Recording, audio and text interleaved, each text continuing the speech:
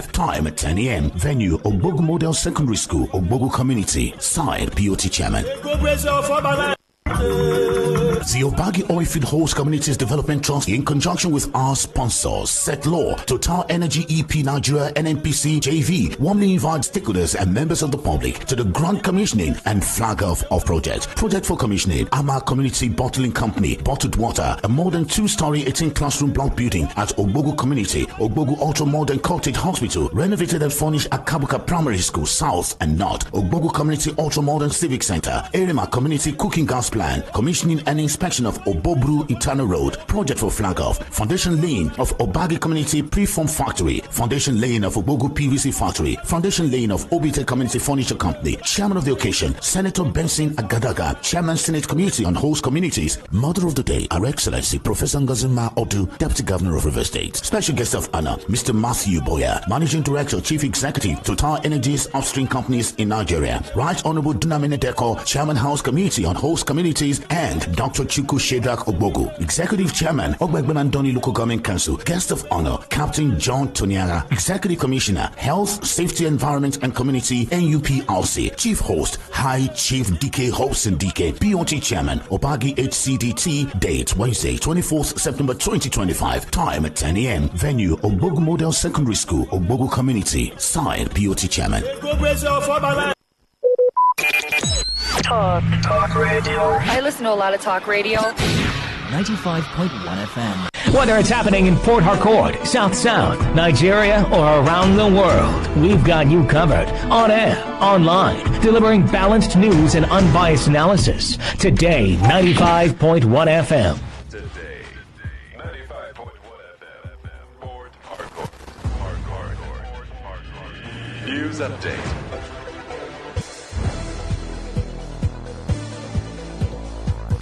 Good evening. Here is the news update on Today 95.1 FM. I'm Queen Chima.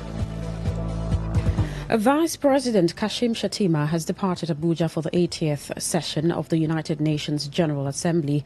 The event would hold in New York, United States of America, from Monday 22nd September to Sunday 28th September.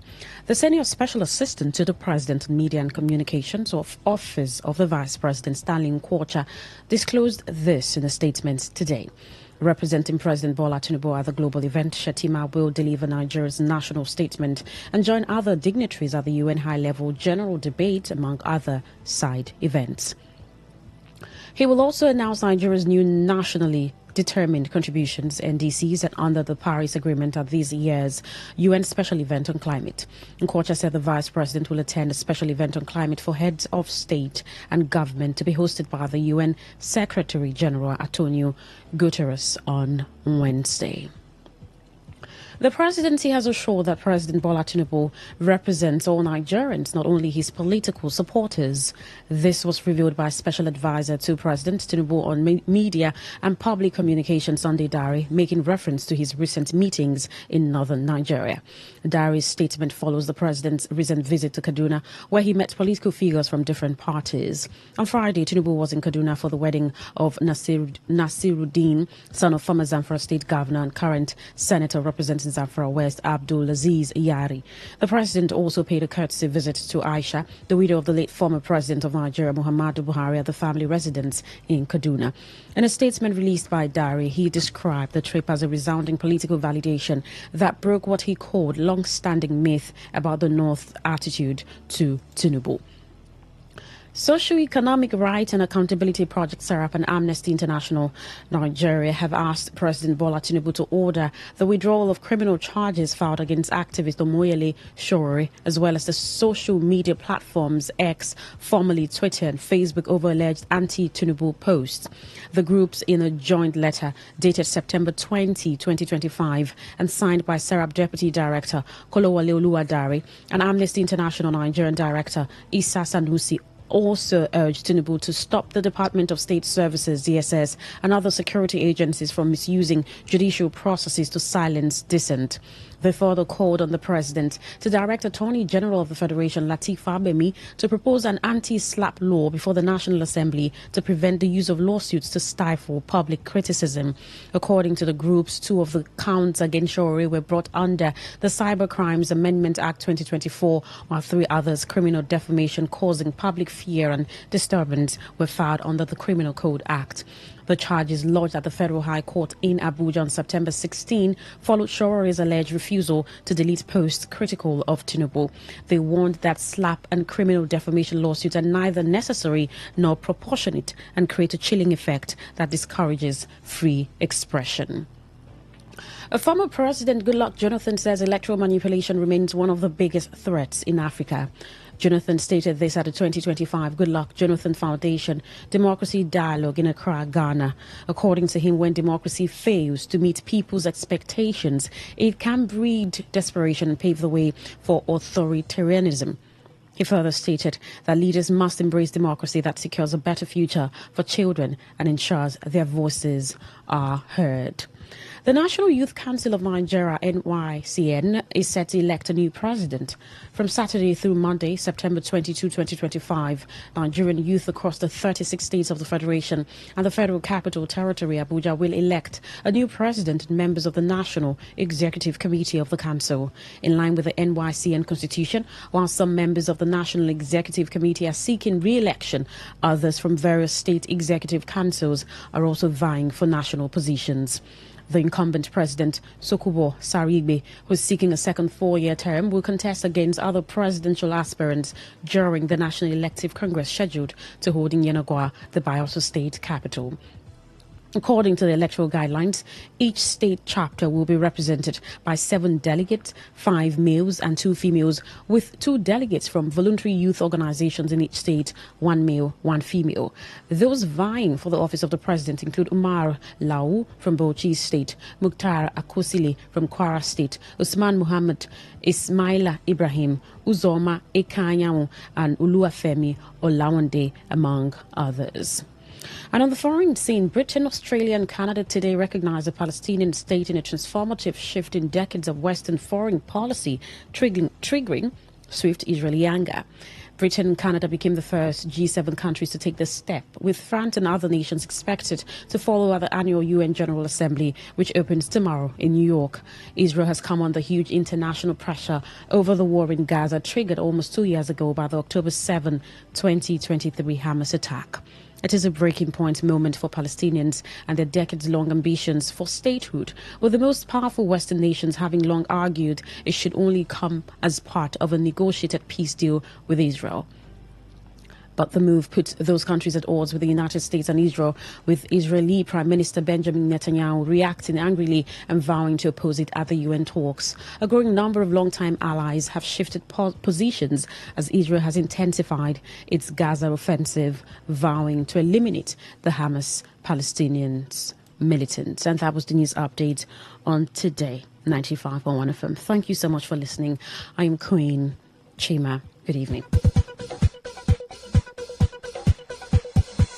Today's news, today's entertainment, today's sports, today's issues. Today on Today 95.1 FM, Port Harcourt.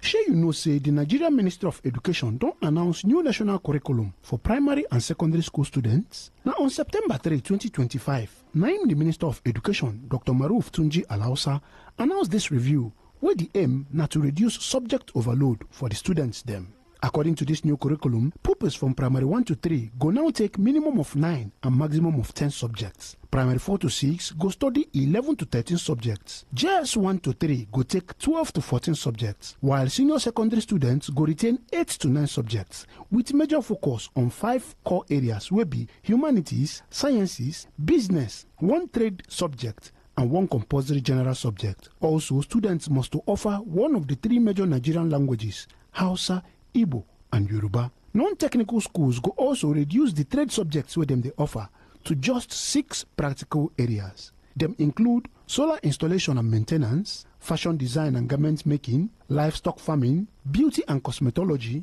computer hardware and GSM repairs, and horticulture and crop production. Oya, run enter bbcpidgin.com for more tori and follow us on top of all our social media platforms, including our WhatsApp channel. Talk radio. I listen to a lot of talk radio. 95.1 FM. Welcome to the Big Stories, where we dive deep and let the truth flow. Every Sunday night from 6:05 to 7 p.m. From 6:05 to 7 p.m. on Today 95.1 FM Port Harcourt, we come alive.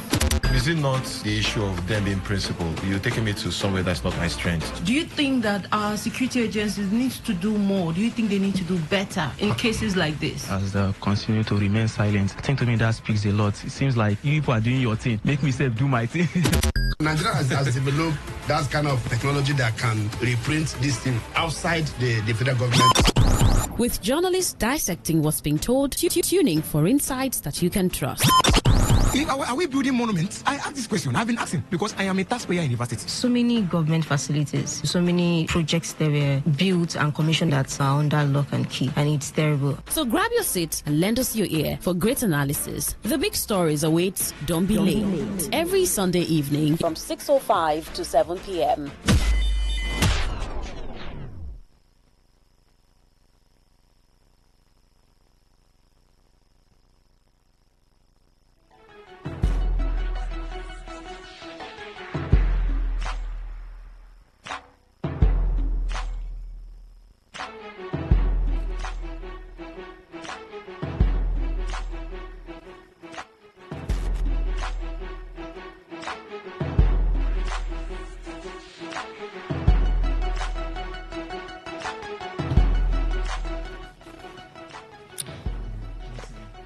Good evening and welcome to The Big Stories.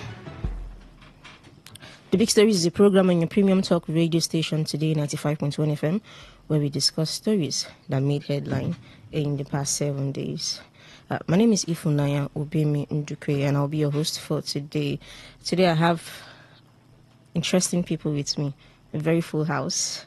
I'm going to start with you, Kerry. Good evening, Kerry. Yeah, good evening, Port Harcourt people. It's glad to be back. I know I've been off the airways for some time, but it's glad to be back here to discuss issues and matters happening in Rivers State, our own dear, very own state. Okay. Good evening, Kingsley. Good evening, Rivers people. I think it's been a while. It's been a while. Like close to how many months now? I've been on air, know that. Okay. It's good to be back. Okay. Also joining us is Priye Izogo, the music producer. Good evening, the beautiful Ifunaya Obemeniku and our colleagues in the studio. It's crazy when throughout the whole state of emergency, I think they were affected. The likes of Kerry and Kingsley. Yes. For the love of Rivers State, I think they actually just stayed quiet for the love of the state. Okay. Am I right? You said okay. we also went on our own emergency. Yeah, so I like to start on a very light note. Yesterday, Manchester City played against Chelsea. Manchester United, rather, Priye's club. And I was waiting for today. I mean, you people won. You say you're the best. The best in the world. Yes. And then Manchester is right now seen as a mediocre party, mediocre club. And if you are used to political parties, but let me tell you something. The truth about it is that we never promised anybody that we are going to be unbeaten. We have not won United at the Old Trafford since 2013. So I don't think it's a new thing. Anybody that follow football over the years will know that it's not an easy ground for Chelsea. Even when Man United are not in form, it's very difficult for Chelsea to get results. So ways that one take your boss. Okay. Thank God we didn't break the even why are you starting with Chelsea today? What is the problem? Are you anti-Chelsea? No, I'm a Manchester United fan. Yeah, Man fan. She has problem with Chelsea. I like when Chelsea. Very good. Your neighbor Nana. Okay, now understand. Okay, let's go to our first story for today. Our stories lined up for today are basically issues concerning Rivers State, but I want to start with just one story we take from the national scene, and it's a story that involves the presidential candidate of the Action I think Action AAC. Well, I don't really recall the completely. Let me not call the wrong name on air. So he's having an issue back and forth with the president. He's accused of being calling the president a criminal, and the DSS has taken over the issue. DSS had actually given X or so, I think 24 hours, that was last week, that they should take down, a post he had made on X calling the president a criminal. They cited different sections of the Constitution. His comment was going to incite, crisis and all of that. And SERAP and other organizations have come out to say, okay, this move by the president, the federal government has also taken him to court. This move, is going to, infringe on people's fundamental human rights. And I like to say this, that there is a thin line between freedom of speech and defamation of character. So I want to come to you, Priye. In this context, do you think this is a case of freedom of speech or defamation of character? Sure, is a man that we have known over the years, even right from the 90s. We know his opinion to some national issues, and now he has been the guy from the civil society. So it's not a strange statement from Showore. But the issue is that statement using that kind of word. The problem is the kind of words. A lot of people will think that that word we basically used to address somebody that's a criminal, and if you can prove it. If you can't prove it, then you can actually look at it as defamation. And the president has the right to sue. I think the presidency should sue. But using DSS to tell the social media and do not function, and I think for me that's not necessary. But if the president should sue, I think the presidency should sue Showore. And also the medium he used it, not telling them to drop the post. I think they should even sue the X and all. So everybody should prove how the president is a criminal. He should explain it better to Nigerians. If he can prove beyond reasonable doubt, then we will know that possibly it's now an impeachable offense. Okay. If he can prove beyond reasonable doubt that the president of the country is a criminal. But if he cannot prove it, then he should be held responsible and he should face the law. Nobody is bigger than Nigerian Constitution for me. So I think sometimes we don't need necessarily because we just want to say things and say things carelessly, just to spite people or just to prove political point how you're untouchable. Because some statements you make definitely, for me, I think it may lead to a lot of litigation. And this is that kind of statement, making a statement, calling the president that kind of name, I think is totally wrong. Then if it is not wrong, then you have to prove it. Okay, so let me come to you, Kingsley. It's a personal issue, and a lot of persons would expect that the president will take up this issue as an individual. But it seems like the federal government is taking up the issue. It's like the federal government fighting, the Omoyele Showore. I'm going to give an instance. The issue of French, the wife of the president of France, having an issue with Candace Owens, and they've taken an issue. It's not the government of France, that is handling that issue.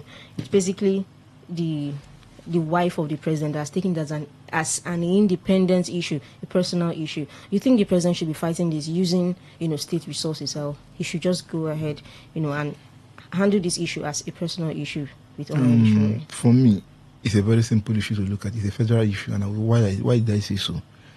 If you look at the context, the president went for government function in Brazil. It wasn't his private business. It went for official government business. And that statement was made that the president is a thief. Not even alleged, is a thief. I read, though actually I don't go through stories, I don't. Over the years, like people I don't take serious.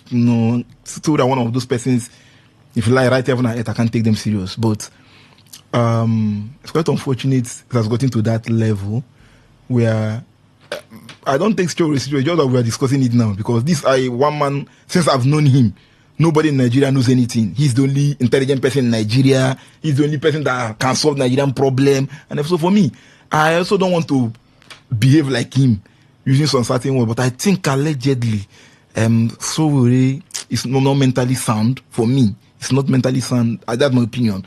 I wouldn't, for me, I wouldn't take it serious.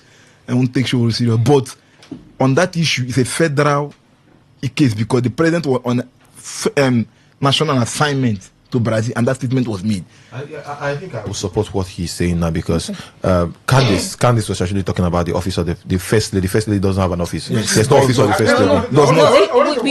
The first lady doesn't have an office in France. Even in Nigeria. Even in Nigeria. Even Nigeria. They don't have an office. Nobody voted the first lady. Okay. So that's a private issue. Yeah. If he actually say things about the wife of the president of the country, yes, that's a private issue. But that's why I said the presidency I not just say the president. Yes. The presidency should look into the matter. If they want to sue, let them sue. Let him prove beyond reasonable doubt that the president is criminal. Because Show is very lucky. He's very lucky. It's only in Nigeria you do such things and you go with. See, can he go to Rwanda? Rwanda here and try such nonsense? I bet he won't come back. I challenge him.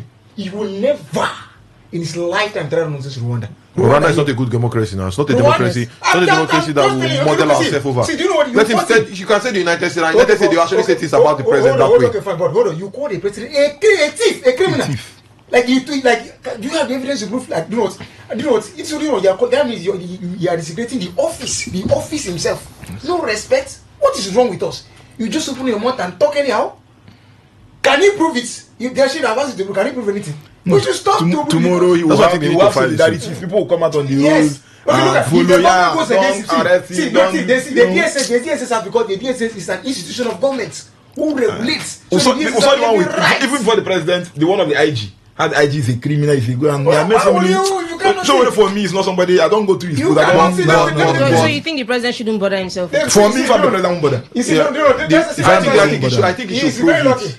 I think he should prove it because same kind of statement the FCT minister made during his interview on a live television program, where he also called some persons criminal. Yeah.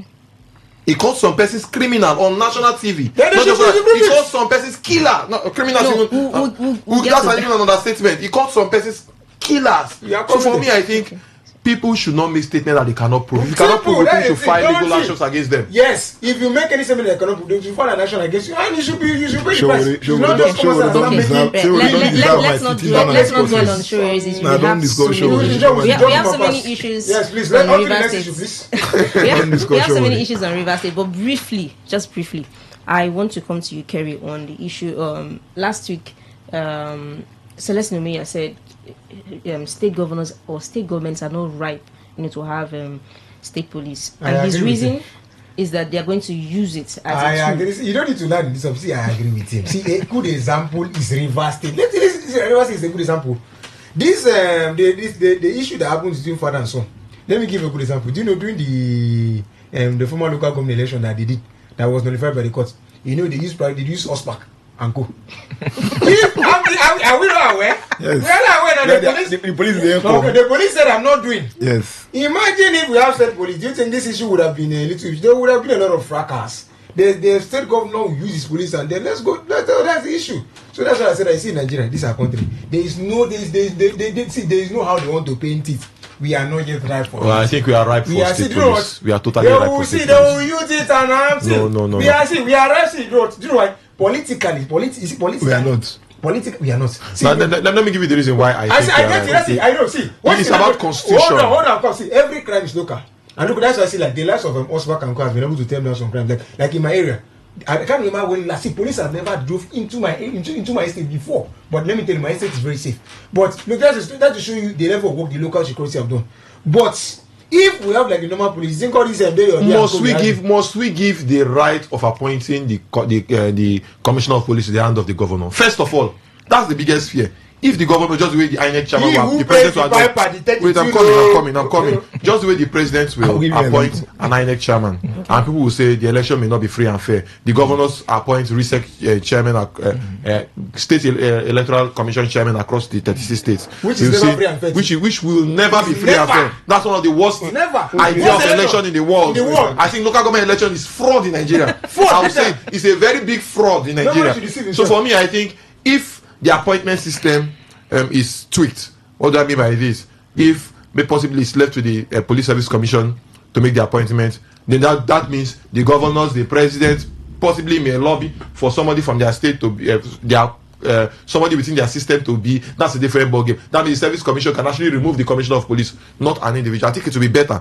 But leaving it in the hands of the governor and possibly House of Assembly that they will manipulate, I think it's a no-no for me. But if they can amend it, just like say Nigeria don't need to practice democracy, don't need an election because the president appoints the INEC chairman. We need to strengthen our laws. But the thing is, I'm not certain, but I think the Police Service Commission has the right to remove, but probably because of politics, their hands are tied. Let them appoint to Police Service Commission. We are not yet right. At least they're more like an over. I agree with you that we're not right. We are not. We are just forgot. It was in this state, NJC.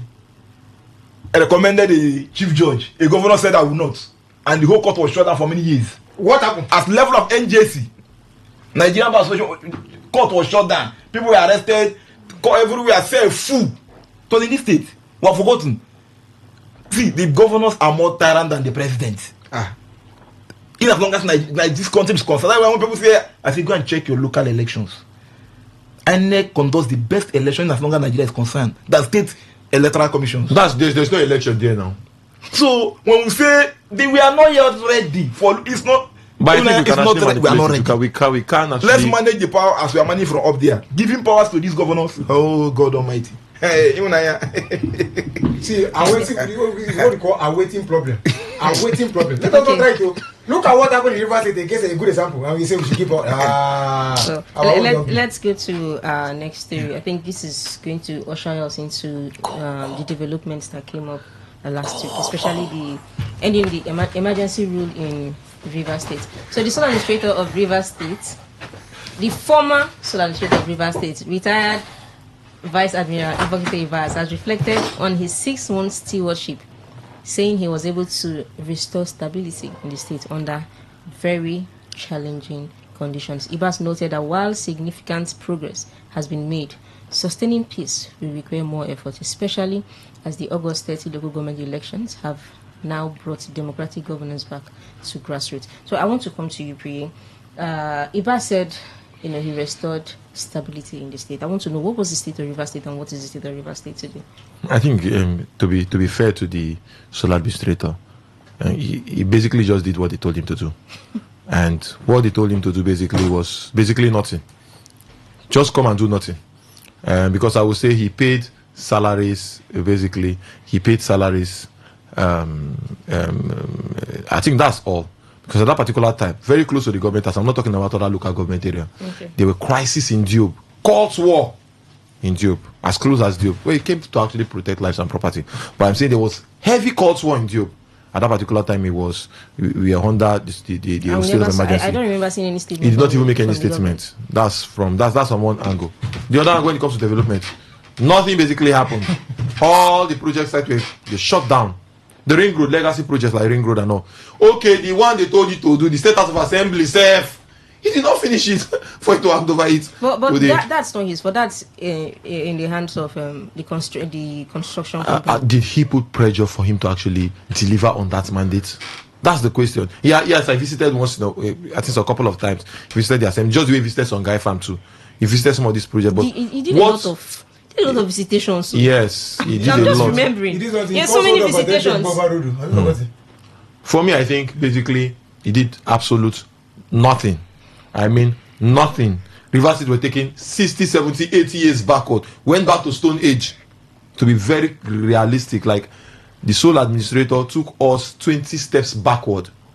And I think everybody that contributed to us being in that state, all the political players in the state, they were not being fair to Rivers State.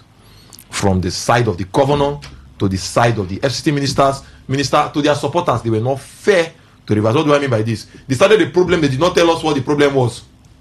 We never knew the problem. They said the sharing of resources now. The red they pen. Did not. They wanted structure. The red pen. Some said structure. They were not telling us clearly. I will talk. I will not talk. I will talk. I will not talk. Structure. The rest say red Bible. I will talk. I will not talk. I will soon talk, but I will not talk.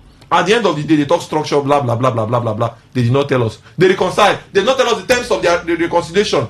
Then why are you telling us you cause problem for everybody? End of the day, you reconcile and you are telling us not to be angry. Everybody should just keep quiet and celebrate and throw the. Come on, I think they were not being fair to Rivers people. The political actors in Rivers State were not fair to Rivers people. They have not made any statement to apologize. Even I listened to the governor's speech. There was no apology there. He should have apologized to Rivers people for what they did to Rivers State. The FCT minister should apologize to Rivers people.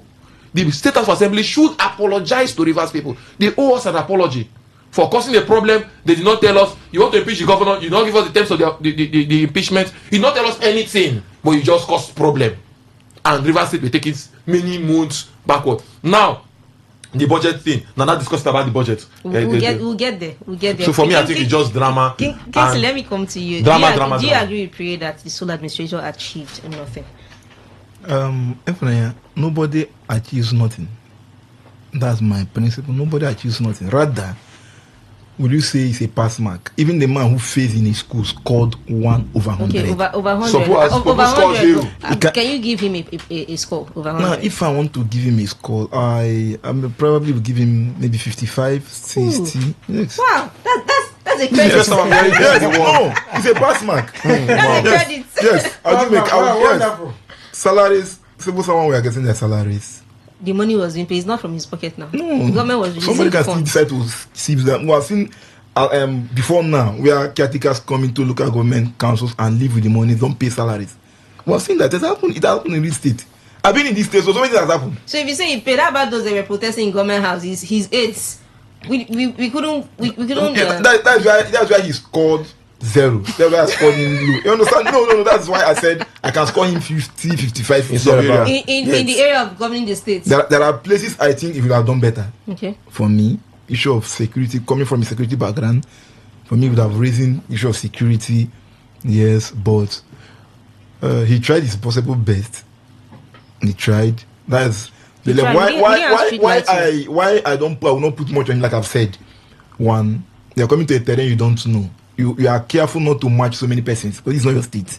Was he really careful? Yes, because statement was flying. If you remember, was he really being careful? Statement was flying here and there, from River State, and also he's hearing. He can, you apply. I remember. But was he being careful? He came in and then he took off, boards. They were constituted boards. They were constituted by the General National House of Assembly. These boards led by Martin Ameule. Led by and then these boards are tenured. He came, took off RISEC, a tenured, board, and you said he wasn't stepping on toes. I mean, would you call that not stepping on toes? No. The thing is, he's not stepping on toes. I will want to find we're discussing this. Let's clear this thing. The Gazette of State of Emergency. And I expect lawyers, most in River States, and expect people to challenge these things in court. The president can, by within the period, make some certain laws. But it was challenged. Governors of the PDP challenged, and the Supreme Court never heard that. No, see what happened. See what happened.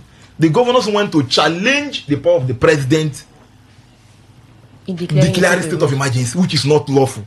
Issue of Joshua Dariye.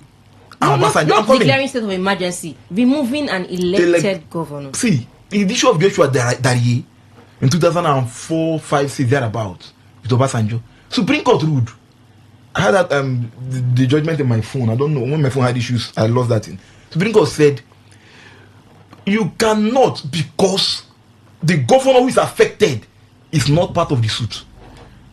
You cannot clarify that. The Supreme Court said who cannot. The people who came, because somebody sued, which is not Joshua Dariye, consigned members, people of Plateau State within that period. It has to be the governor that you challenge. Yes, your interest that you are removed. Even so, the Supreme Court gave that ruling, and I told people that was why there was a case that was ruled of late. Just how many days ago? That was in Port Harcourt, where the court said the governor. It's only the governor that has the power. That was what Supreme Court gave. I told my friend that was Supreme Court said in 2004, 5 there. So I've said let's go to court. Court should explain to us. Let them not keep us in a limbo where we don't know what the president can do. Court should explain to us. Let's even have this gazette. If there is emergency, where does the president have the right to say make adjustment and not make adjustment? So for me, I think it's issue of law. And it will end in the law court. See, the sole administrator, when it comes to infrastructure in River State, I will rank him, I will rate him 0. Because look at the state was not moving forward. We are expecting that when it comes, he will continue from where the governor stopped. And also, you talked about Jim. There were levels of insecurity there. And he didn't, very close to the government house. Yeah, and he didn't pay much attention. And also, I would say, he did, what was the last thing he did? Biometrics. That was the only thing that we are all aware that he did, and also payment of salaries. But do you know I won't blame him, because he's not into the system. They just brought him, say come and do this one, come and do that. But he was doing a lot of things that seemed political. Appointments and all. He was not the one that appointed him. He was not. Can you prove that? He was. All those letters came from the presidency. Like this, do you hear what the honorable minister said? It was called the sole administrator. Yes, so but most of them came from the presidency, and they were all sworn in. None of them came from. It's all service commission. Yes, all of them. And they were all interviewed by the National Assembly before they were sworn. Or none of them came from. I don't remember. Like, do you remember any? The RISEC is the one I know appeared before the National Assembly. Every other board.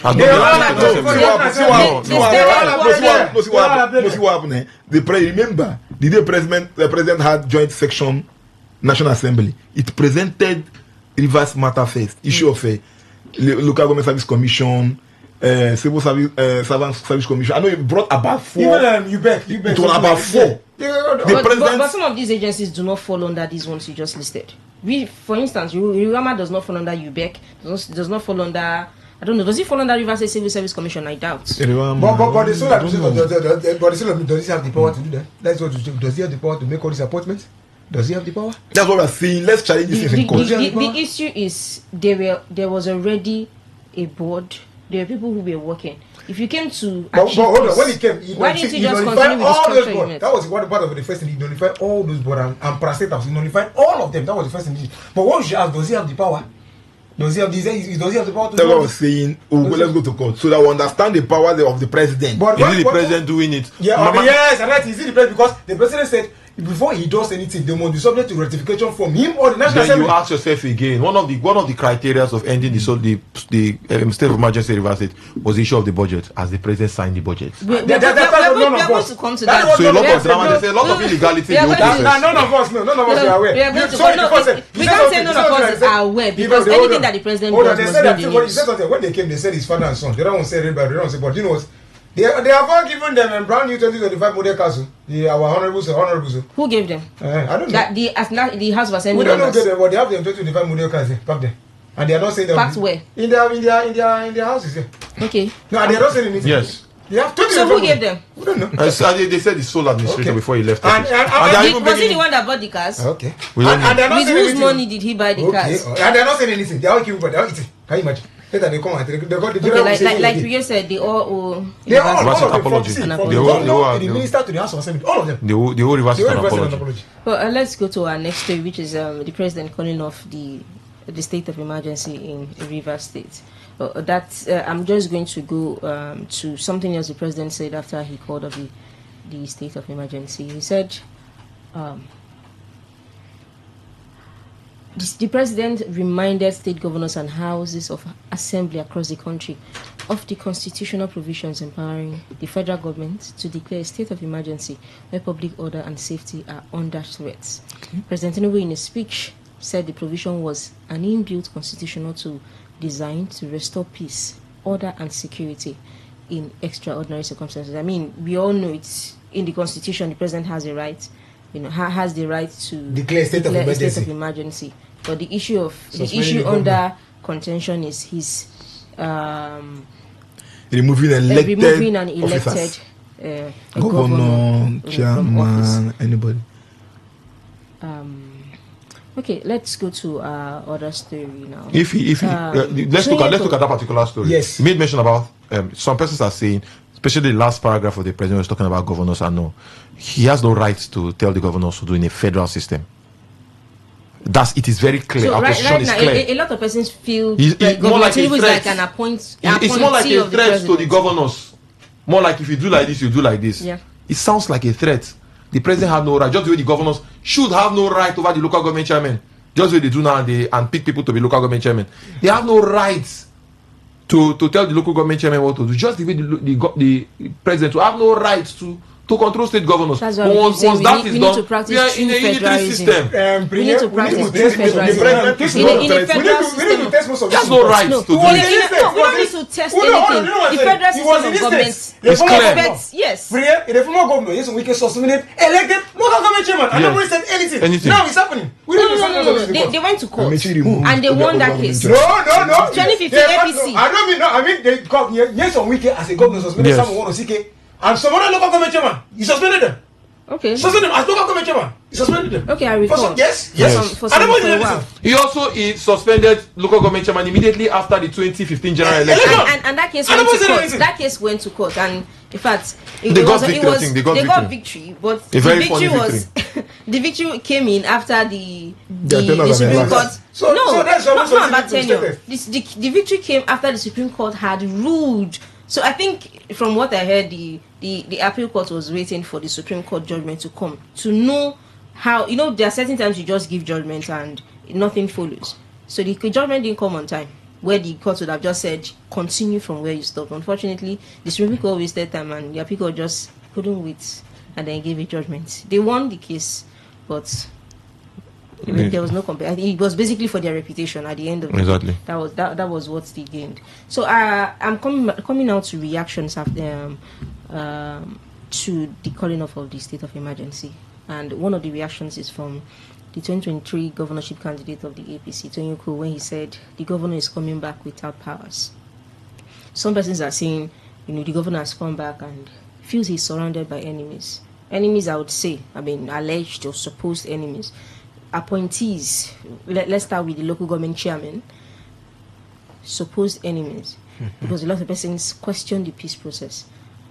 People say he's surrounded by enemies, board members and chairmen of some parastatals and agencies in the states. So a lot of persons feel he's surrounded by enemies. Where you're a sugar and then there are ants surrounding you, and it feels like there's no escape. That's what a lot of people feel. I want to come to you now, Kingsley. Do you think the governor is now powerless, just like Tony Kola said? He said, the governor will have zero powers, after his suspension is lifted. Tony is speaking for himself. Is he really speaking for himself? Yes. If somebody is not happy, we should see. When the governor was not happy, Rivers people saw it. It was not something that was covered. You could have said, in his hand, cover pregnancy. Who naked need to put for pockets.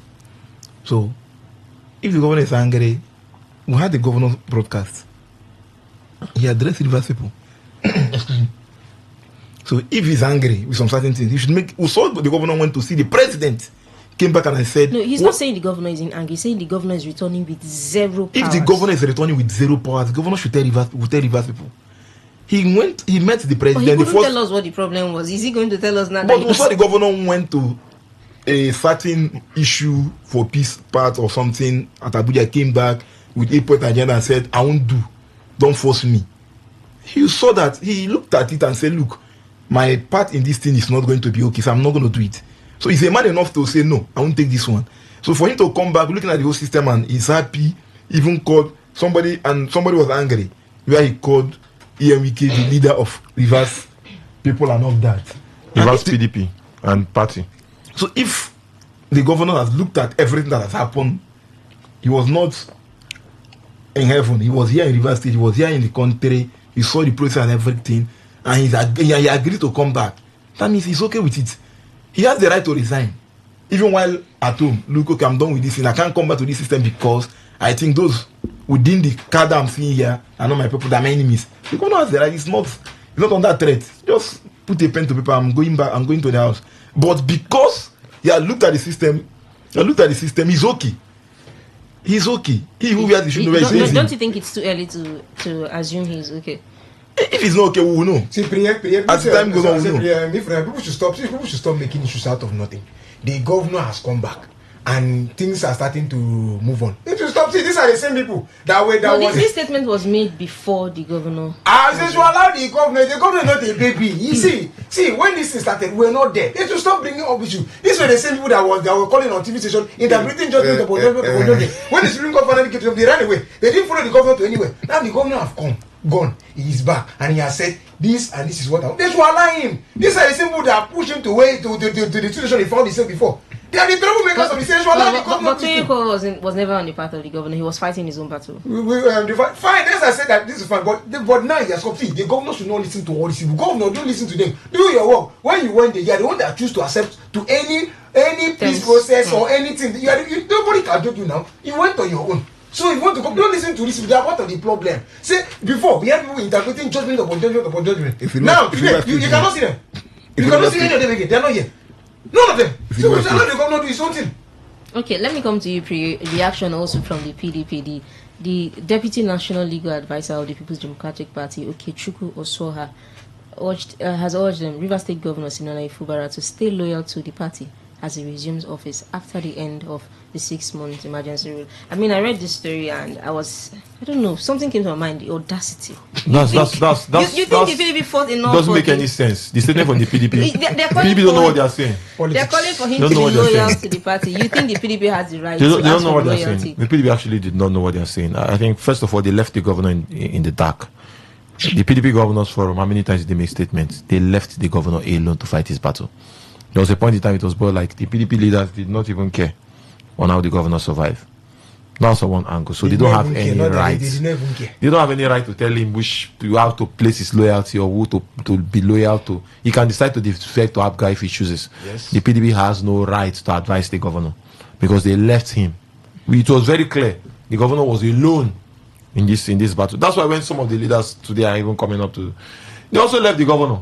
They are coming out to celebrate. But the governor says everybody should rest now. They covered roads. It's not as everybody should rest. Everybody go home. Don't fight. Don't protest for me. Look at you. Some of you have wicked hearts. But he said the truth. He's very clear. Everybody should rest. No, that was clear. That was after. That was like 2-3 months. That's very correct. No, that was either it's not the 2 first months month. or It's not first. Not the first maybe month. second month. The second month. Is it second month or third month? I think it should be the third month. Not even the second month. The first month, even the governor. We had the issue of George Weke. The governor was firm. The first month of the whole issue. Nobody came out. Today they are celebrating. They should allow the governor. Basically, we don't know what caused their problem. They should not tell us. They have not apologized. PDP should keep doing their thing. Now, the governor is now governor of Rivers State, not governor of PDP. For now, not governor of has come back to manage. Was he ever not governor? He was governor of Rivers State. He has come back to manage the state. The only time they say he's not governor of Rivers State is when he's giving appointments that does not favor the other party. 2027 is coming, but the party should wait. PDP should prepare themselves. Well, I'm actually interested in next year's primaries. It's going to be very interesting. Let me go to our next story now on the State Assembly. Last week they sat, I think it was on Friday, right? It was on Friday they sat and they came up with it was on Thursday, right? On Thursday, yes. And they came up with 6 resolutions. One of them, they asked the governor to submit names for commissioners. They said we are going to probe the financial dealings during the emergency rule. Another resolution is that they talked about the 2025 budget. The budget, but that's the one that interests me the most, because that budget has been in a process. The National Assembly has done its part.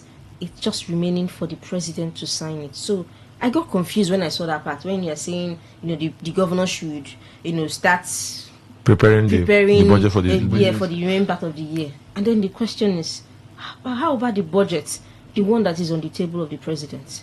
Are they not aware? Because they are saying, I think I heard they said they are not aware of the one that Ibas did or so. The governor should speak if he wants to work with that one. No, just so much confusion. It's a very, for me, that's one of the best, the boosters that I've taken. Yes, the budget was not actually collected from Rivers people. Our budget ordinarily should come from our constituencies. That's why we have our people represented not in the states. So definitely to come from us. Our collective contribution makes our budget yearly. Have you ever contributed to the budget? I've never contributed. I do. Have you contributed? I've never contributed. Don't you go for I have never been to town hall. My person. Public area they do 24 hours when they pass the budget. My person who is represent my area, my local government, will have that. Sometimes we have that privilege. If you don't want to go, but that space is there for public hearing. Yes, we'll discuss. Town hall. You said town hall. Prince Nlechiyechi, we have that conversation. We'll sit down and we'll discuss on certain things, and he goes back. But I've not seen anything. There's still no light in the local government and all that. So no, the issue of light. The issue of that. What are the things is legislating? No, the issue of that. If you want to go to that issue, it's a very big issue that can take a whole hour. Because let's not go there. The solar generator. The solar engineer who left from critical government and Azan Joban made that move, but so many things happened. So I understand. They made move to even the secretary. They have not seen. No. If I'm telling you something, I am part of. I am not saying they said. No, I am part of the system and I know what transpired and know what happened. Yes, you are right, but the problem is that repair the secretariat for that 6 months. You were there. Nothing happened. No, we are talking about the life. I'm talking of what played out. So, but the issue of budget, let's go back. Let's not deviate. The issue of budget is this.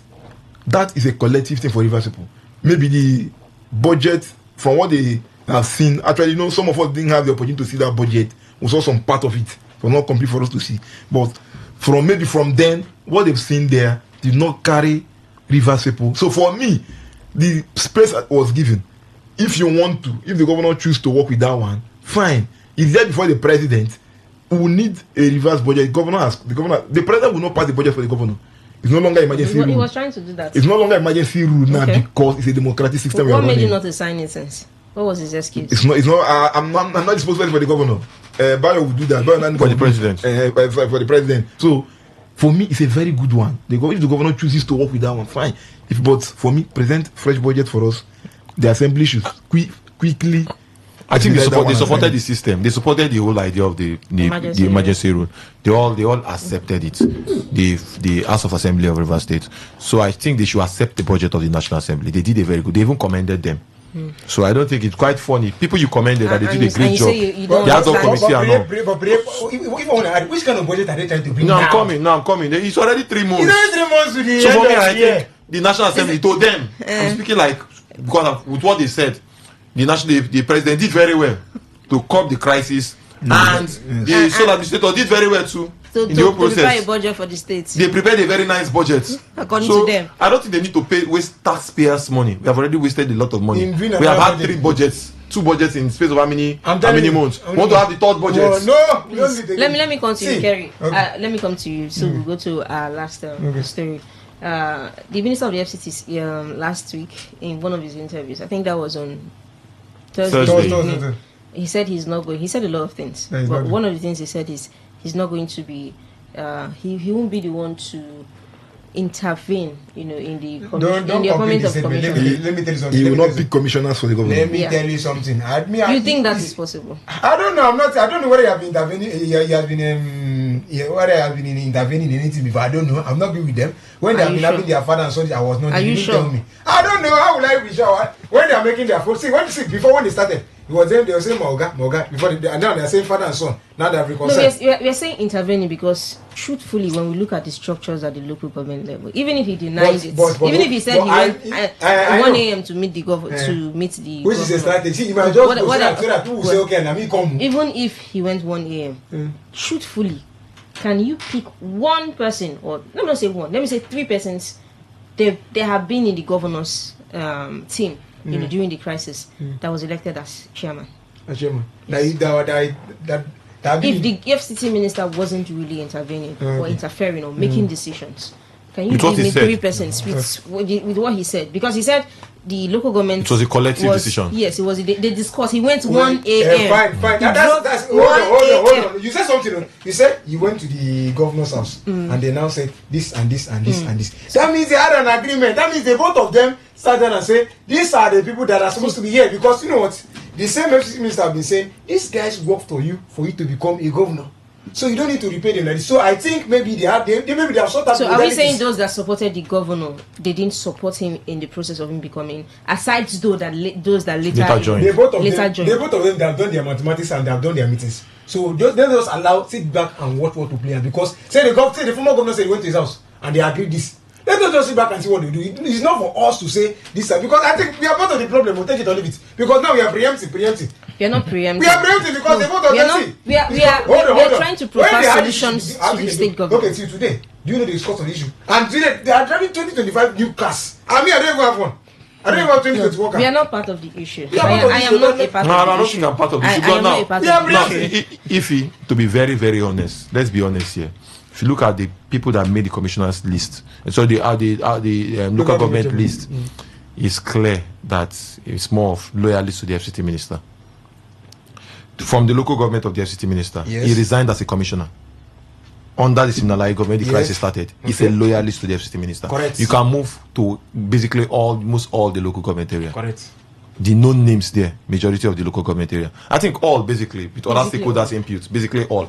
So for me, I think his deputy minister doing his thing. So the point is, maybe in the agreement, he has to take the structure because local government is quite important when it comes to structure. It's not about him agreeing with Simna Life, but that's the point. It's not about possibly an agreement with the president because he had an agreement, a peace pact with the president. Maybe that's part of the agreement. Maybe take the local government area, take the structure, the elected structure. Then maybe we'll look at the commissioner. That's what we want to see. The commissioner list. Yeah. If possibly the governor will have. I'm very interested in the commissioner list, and because information even going around, people were even to the extent when the governor came down with his chief of staff, we are taking images of the chief of staff as if that's even an issue. Appointment of chief of staff and secretary to the government was even an issue. It was an issue. That I think we had that conversation briefly, and I had to show you a statement from the state government that described him as the chief of staff. Because I addressed him as suspended chief of staff. No, he's the chief. Well, the statement described him as chief of staff. He can't be suspended because they are back. Everybody's back to his office now. Exactly. Everybody's back. But commissioners cannot be back to the office. Depending on the commissioners. There were commissioners that were well, I think all of them. There were commissioners who resigned. Some of them commissioners who were confirmed by the General Assembly. For example, the Commissioner for Health was confirmed by the General. Yes. Which is the authentic assembly. Because all that, we are saying the people, the commissioner list. We had like 5, 6, 7 commissioners. Christopher Green, Christopher Green, the commissioner for sports, was screened. Commissioner for information, was screened. We got some other commissioners. These persons automatically, I mean, if we're being honest, they automatically resume with the governor. And then every other one that was done with the other faction of the assembly, probably will now go back, for a screening at the General House. But one of the things I noticed, even if we don't have a lot of time to talk about it, is the 3 lawmakers, Okojumbo, Sukari, and they shunned the. They were dancing. I don't know. I saw some very good step of Okojumbo online. He's a very good He's a very good dancer. One question I asked concerning was that I know they were suspended. They were suspended by the masses. See, every action according to the president, because as far as I'm concerned, the statement of the president has all assembly members everything null and void. Yes. He basically said everybody come back now. So the question, as much as I can, we don't know. We he has a number of these are even young assembly members. This is their first time. They have number of days that if they don't appear young, in the assembly, they lose their seats. That's the truth. There's a number of days they should do. It's about 100 days in calendar year. I think it should be 100 days in calendar year. So we don't know. 100 I think I tried in the calendar year, something as like much that. as much as I can. I tried to reach out to the spokesperson of the assembly, speaker, nobody. So because I needed to know. Is there still? I mean, the peace not reach this side. They were suspended before now. That's what we are saying. And along the line, we should let not forget. Along the line, Edison resigned.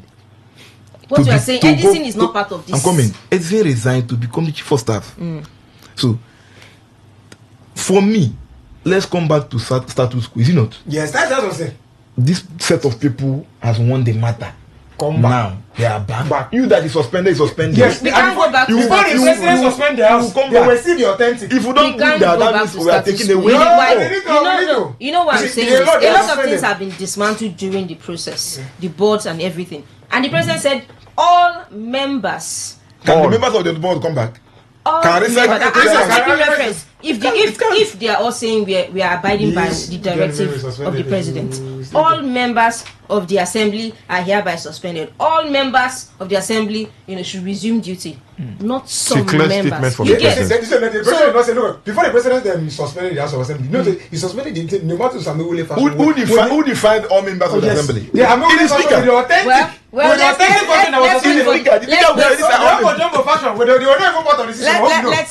I don't know about that. Let's wait for the national.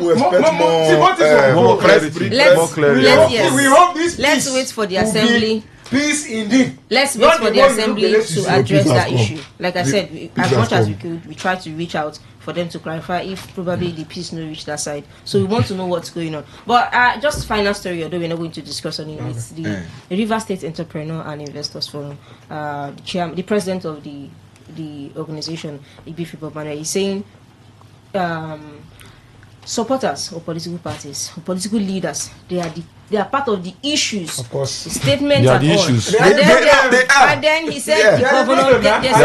There's something he said that really caught my attention. He said the governor needs to hit the ground running because we need to start bringing in investors. River State, as far as I'm concerned, is dead. There's no progress. I have a friend that brought investors from China.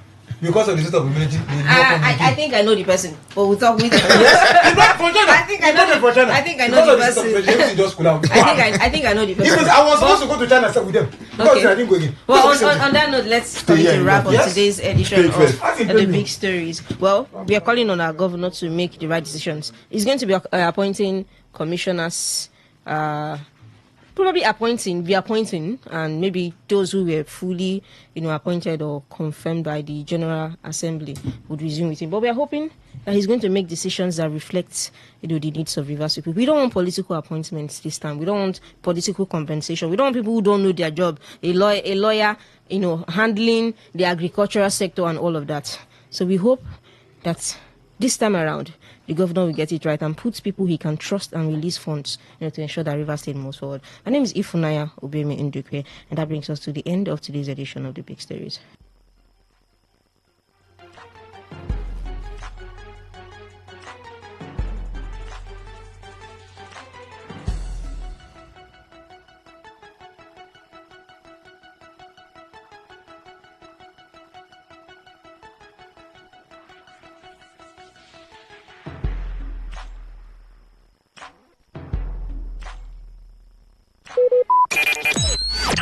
Talk radio. I listen to a lot of talk radio. 95.1 FM. Today 95.1 FM. Where news meets insight, sports meets passion, and entertainment meets excellence. Expert analysis from seasoned professionals and our top analysts, informing, educating, and entertaining you. Your voice, your station. We are the voice of the people.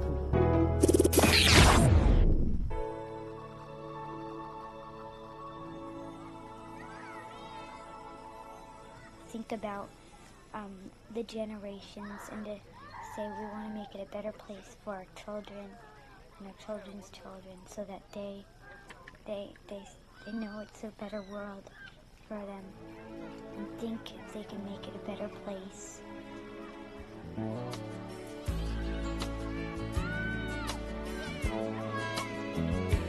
There's a place in your heart, and I know that it is love, and this place is much brighter than tomorrow. And if you really try, you'll find there's no need to cry. In this place, you feel there's no hurt or sorrow. There are ways to get there if you care enough for the living. Make a little space, make a better place, heal the world, make it a better place for you and for me and the entire human race. There are people dying. If you care enough for the living, make a better place for you and for me.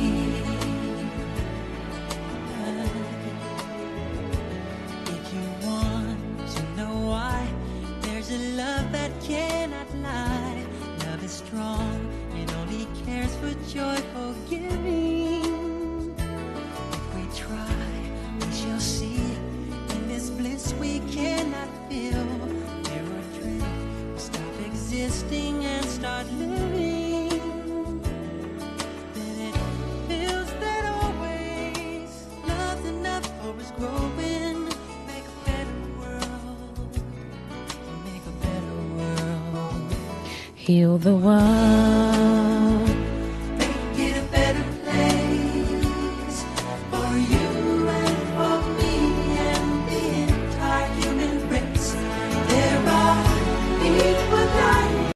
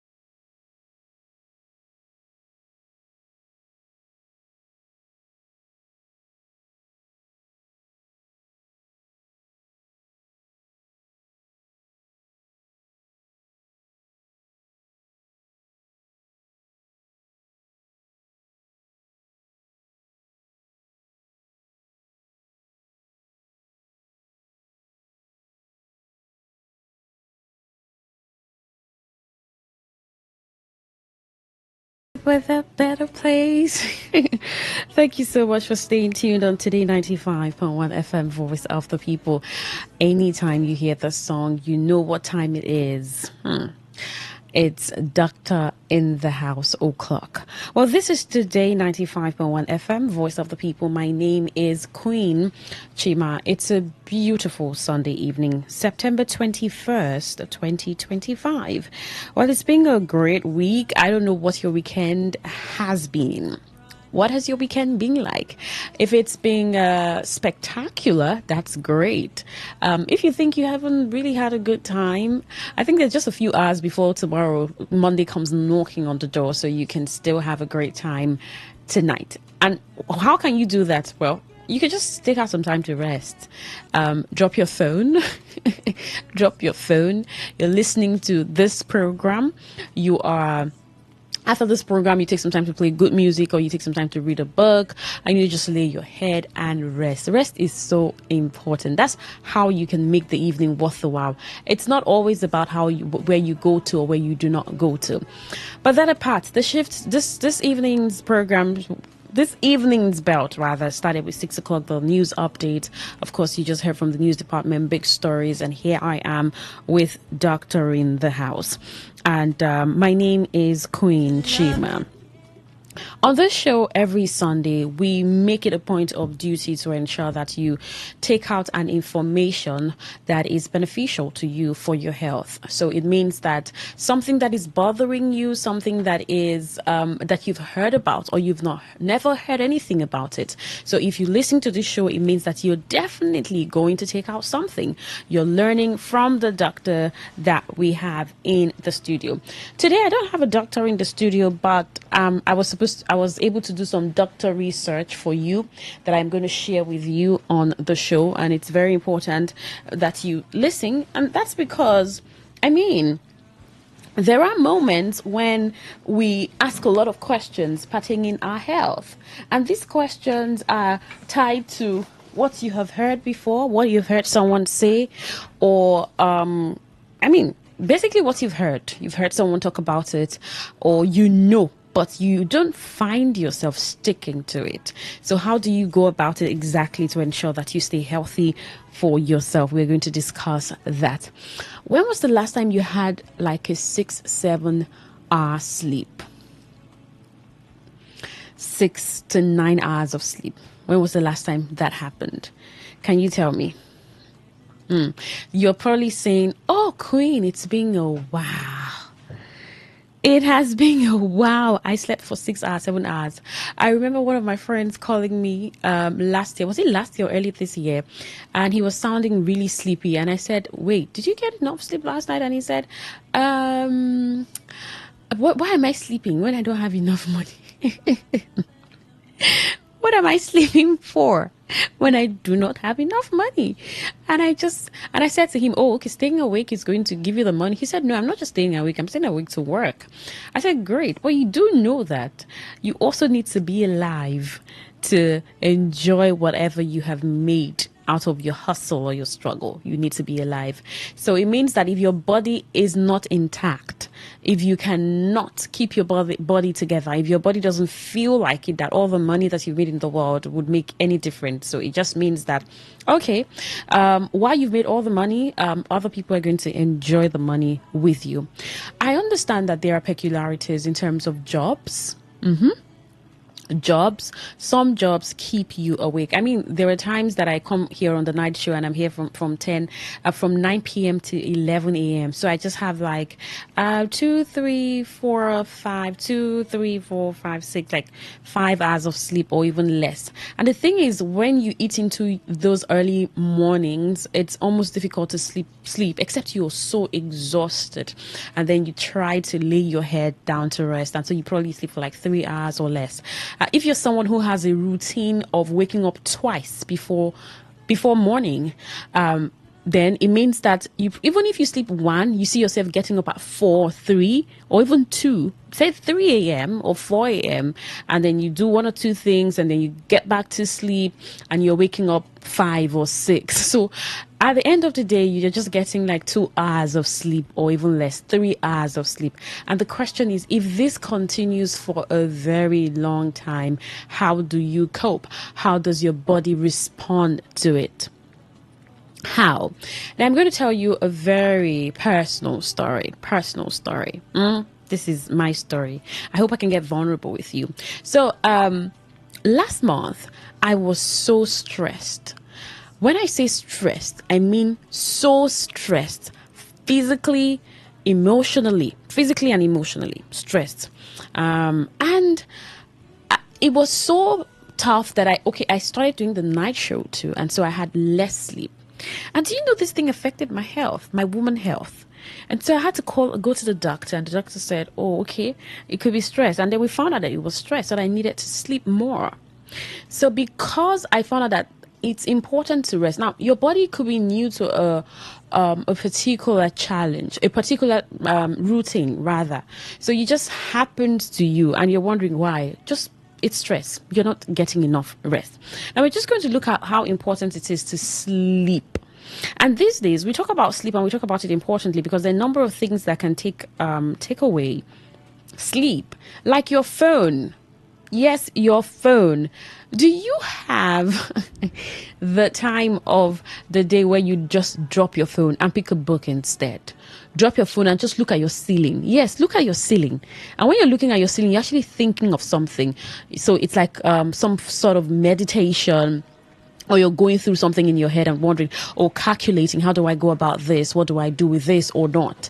Do you have moments like that? Do you have moments where you're just not doing anything? Your phone is down somewhere, charging, or just somewhere, and all you're doing is singing, or you're praying, or you're studying, or you're dancing? Do you have those moments where you actually dance and you just drop your phone? This is because screen time is one of the most commonest reasons why some people sleep late. And now when you consistently do this for a while, and you're doing this 1 week, 2 weeks, 3 weeks, a month, your body becomes used to it. And you just cannot find yourself sleeping early, even when you try to, when you force yourself to. So the only way your body gets to sleep is through exhaustion. So your body knows, oh, I cannot take this anymore. So whatever you do, I'm going to sleep. I'm going to sleep. Your body's telling you, please, shut down. And it's, at the apex of exhaustion, that's when that happens. And that's not good for your body. So why is sleep important? I really wanted to hear from you. When was the last time you slept for 6 hours, 7 hours, or even 8 hours? Someone says 8 hours, Queen Howard. Why? Aren't you seeing the economy? I need to make a lot of money. So why would I be sleeping?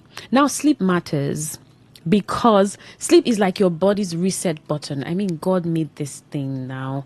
God knew why he had to put that as an important aspect of your life. So I was watching a video and I was really inspired. I was truly inspired because young women were talking. And she said, oh, my friend sleeps at 9. So even if you call her from today to tomorrow, she may not pick up, because sometimes, someone could just respond to a call. Probably she forgot to put her phone on silent, or it's urgent, or somehow the body just there's an indication that something is happening. And you're human, that could happen to you. So imagine she sleeps at 9. So there's 9, 10, 11, 12, 1, 2, 3, 4, 5, and then she wakes up 4 or 5. So it's been like 7 hours or 6 hours of quality sleep. And then from that 5 a.m., you're now working till another 9 p.m. So you're doing all of that and your body resets, and at least that's enough time to sleep. Now, sleep is like your body's reset button. While you are asleep, your brain organizes thoughts and memories. Your muscles and tissues repair themselves, and your immune system strengthens itself. Think about it. After a long, exhausting day, isn't it amazing how a good night's sleep can make you feel brand new?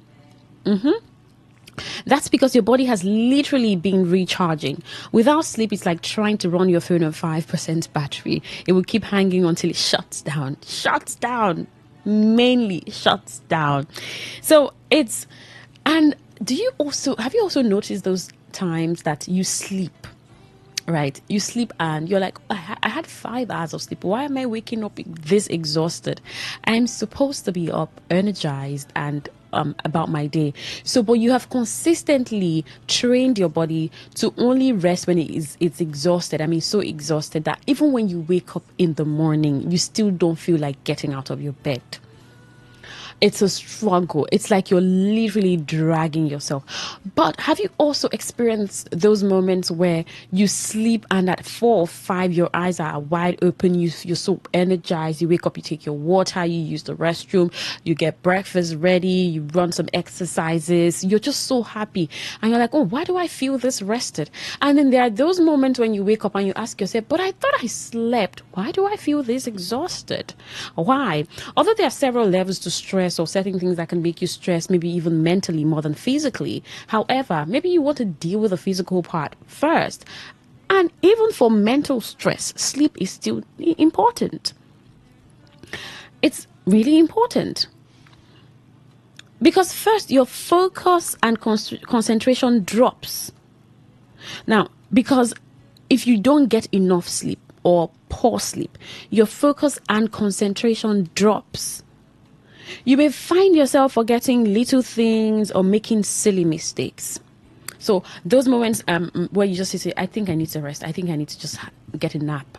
I need to rest my head because I don't even feel like I know what I'm doing at this point. My head is just going up and down, up and down. And I feel like with poor sleep can come frustration. If you're someone who attends to people a lot, get enough sleep, enough rest. Because talking to people, attending to people, let's say you're a customer service representative or your job demands that you talk to people on a daily basis, attend to their needs, concerns, their calls. You don't want to be grumpy.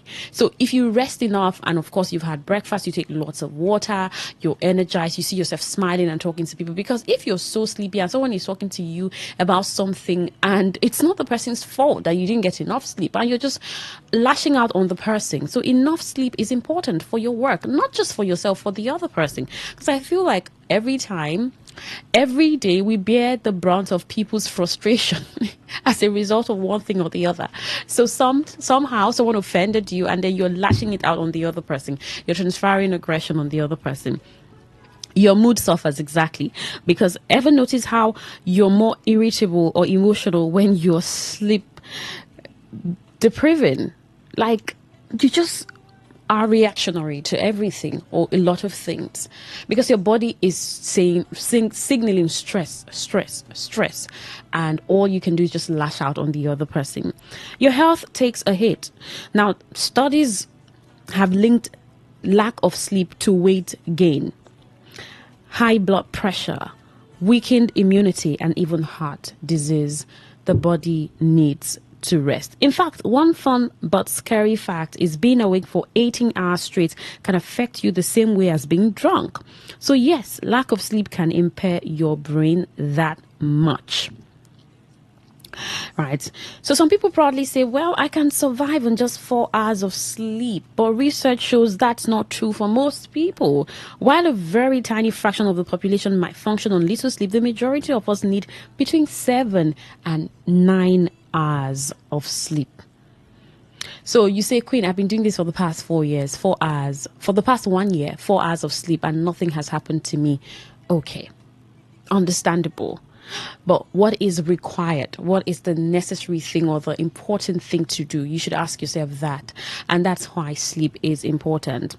And no sleep lost during the week can't always be fully recovered by sleeping in during the week. Your body still feels the strain, right? So you say, okay, since I didn't sleep enough on Thursday, Friday, I can make it up. So Saturday, I can spend the whole day sleeping. No way. It doesn't recover it. It doesn't. So, but it's a busy world. I understand. There's so much to do. As fast-paced as the world has got, is also as demanding as the world has also got.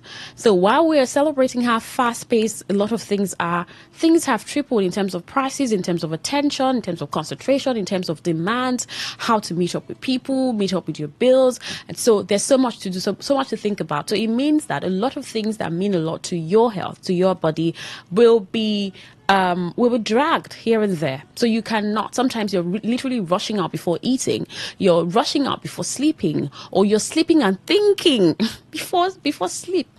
I read an article where it said that what you also do before you sleep is very important. So how you prepare for work, prepare for a lot of things, you should also prepare for sleep, right? And it's way more than just running a bath. That's also good. It's also what you think about, right? What you write, how you sleep.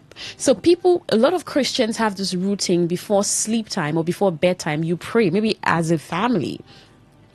But after the prayer time, when you go to your bed, what happens? So you pick up your phone and you're on your phone for 1 hour, 30 minutes, 45 minutes, 2 hours before you eventually sleep. So it's like that leads you to sleeping. You just fall asleep and then your phone is just there. And, or you're just the screen time I mentioned earlier. So how you prepare for sleep also matters. So you're preparing your mind. I'm laughing right now because a lot of times we don't get to do this, right? It's just, you're talking with a friend on the phone for hours and you say, I beg, I won't sleep. Just take care. We'll talk tomorrow. You drop your phone and you sleep. Okay. Or you're on social media scrolling and then your eyes are already tired, and you just finally turn off your data. Let me just sleep, Jerry. And then you drop the phone and you sleep. Okay. So take away the screen time. Have scheduled times to talk. I'm laughing at myself because I'm guilty of the conversation part. I mean, I talk for hours or talk for minutes. And I'm like, oh, I'm sleepy. Or okay, I think I need to sleep now. Or maybe not into the next day because you think that's the perfect moment to have that time with that person. Or I didn't have time all through the day. Okay, so we'll talk at night. And you talk at night and talk into the next day. All right. So we're getting to do this better, right? Because your sleep is very important. If you just tuned in, it's Today 95.1 FM, Voice of the People. Doctor in the House is the show. We're talking about the importance of sleep, quality sleep. Now, I remember I was saying that some of those myths is, okay, if I don't sleep today, I can sleep tomorrow. It's just like, if I don't eat today, I can eat tomorrow. Okay. Or if I don't get the money today, I can get it tomorrow. That kind of thing. The money you don't get today, will you get it tomorrow? Yes. But will it be the same? Right. So sleep is really important. Now, here are some tips for better sleep. Now, you need to really listen to this because especially if you're struggling with your sleep, you have a poor sleeping habit. So these are some of the things that you can do, and you can begin to practice. Practice is important. So practice. So the first thing you can do is to stick to a routine. So you can begin with sticking to a routine. Try going to bed and waking up at the same time every day, even on weekends. Okay? So you have to factor in a number of things depending on when you go to work or when you resume work. So you say, okay, if I resume work at 6 or 7, when do I go to bed? Every day. I can say, okay, since I resume 6, I could decide to go to bed 9 p.m. every day, get up at 4. By 4, have you been able to 9, 10, 11, 12, 1, 2, 3, 4? Exactly. That's like 7 hours. So I could go to bed at 9 and get up at 4 a.m. the next day. And then I do like all my morning routine, rituals and all of that. Maybe in an hour, 30 minutes, I'm headed out and 30 minutes to the office, 6 o'clock. So you're factoring in all of this. You're factoring in when you resume work, your business, and you're putting that into consideration, and that also determines when your routine should run and how the routine should run. Avoid screens, your phone, TV, laptop. I've been talking about phone, and someone will just say, oh, my laptop. No, I don't tell me that I'm using my glasses. I mean, it protects me from the screen. No. Shut down when you need to shut down. Turn off your lights. I mean, some of us, we don't like to turn off our lights. I don't like it. I like my lights on. So you can wear a protective gear at night to sleep, like to cover your eyes, because it's supposed to protect you from the light. So avoid screens, your phone, TV, or laptop at least 30 minutes before bed. Now you see, it's even 30 minutes before bed because the blue light tricks your brain into staying awake. And notice that it tricks your brain into staying awake because your brain doesn't understand that it's nighttime. But when you're, like I said earlier, preparing yourself to sleep means you have to do a lot of things. You're having your bath, you've had dinner, maybe 1 hour before sleep time. There's 1 hour for the food to digest, depending on when you take dinner. I mean, it's advisable to be really much earlier so that the food can digest and you eat lighter. Right. So the light keeps your brain awake. Your brain doesn't know it's night. So you need to tell your brain, hey brain, it's nighttime and we need to rest. Right. So turn off the lights, turn off the lights, turn off the light. Watch what you eat and drink. Avoid caffeine, energy drinks, and heavy meals late at night. I'm going to tell you another story. One of those days I had spent almost my whole day not eating a lot, not eating well. And I was so exhausted that I got home and I just was so hungry and I needed to eat. And I managed to make dinner. It was late. I'm telling you, 9:10. It was late. And I rarely eat late at night. I eat pretty early. That's been a routine for over a year, close to 2 years. But that night, I just said, see, whatever it takes, I'm going to eat because I had nothing to munch and I had no fruit or anything. So I said, I will make this food and I will eat it. And I ate and I was exhausted. I don't even know when I slept. I woke up the next day and I threw up everything that I ate in the morning and it was so uncomfortable. Like, how do you eat and you're just right in your bed sleeping? Really bad. So create a sleep-friendly environment. Keep your room cool, dark, and quiet. I'm so sorry. Some of you that live in very noisy environments, it's frustrating.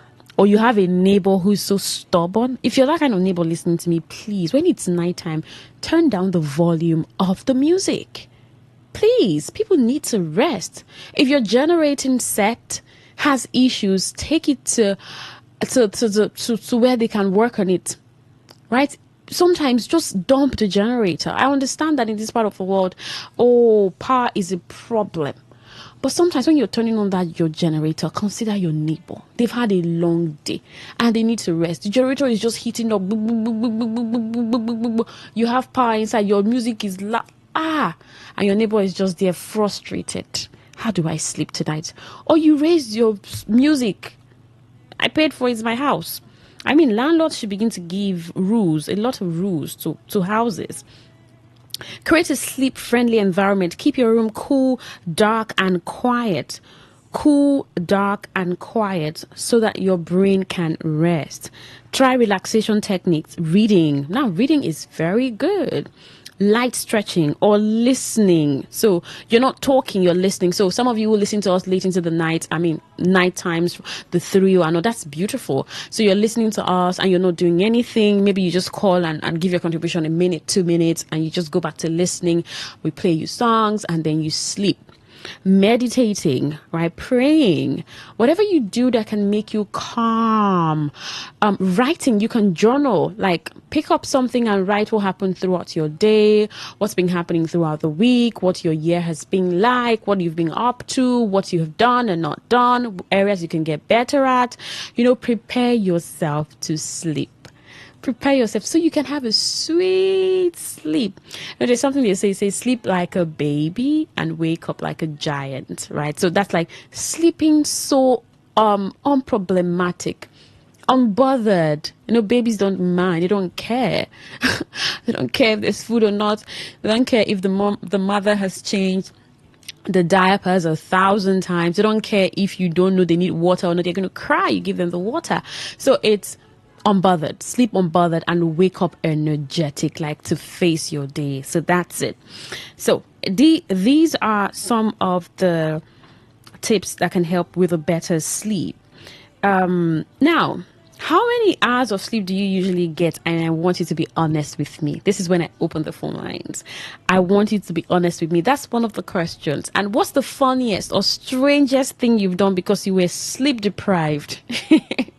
Have you been working at sleeping? Have you caught yourself working and you're sleeping? Madam, the money. Sorry. I knew get enough sleep last night. Do you have any personal tricks for falling asleep faster? Yes, some people say, oh, I have to make myself sleep. But some people really make myself sleep. I don't get it. When I'm ready to sleep, I just sleep. So you have maintained a consistent routine. Your body already knows 9 o'clock clock. It's time to sleep, Edna. It's time to sleep, Emeka. 9 p.m. It's time to sleep. So I want to hear from you, right? How many hours of sleep do you usually get? I want you to be honest with me. Now, calculate it if you've not done the calculations. What's the funniest or strangest thing you've done because you were sleep deprived? And do you have any personal tricks for falling asleep faster? Now, the number to call is 0810 951 951.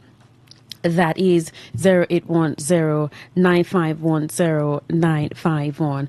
Now you can send a text or WhatsApp message to 0701-9339-962, and I can hear from you. We'll just do this for maybe 5 minutes, and then we go listen to a sponsored program, and that's it on Doctor in the House. So who wants to tell me about their sleep routine? How many hours of sleep do you usually get? I mean, honestly, how many hours of sleep do you usually get? All right. Hi, good evening. Hello, can you hear me?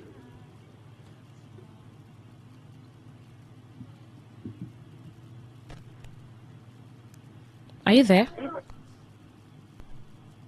Oh. Stop existing and start living. Then it feels that always love's enough or is growing.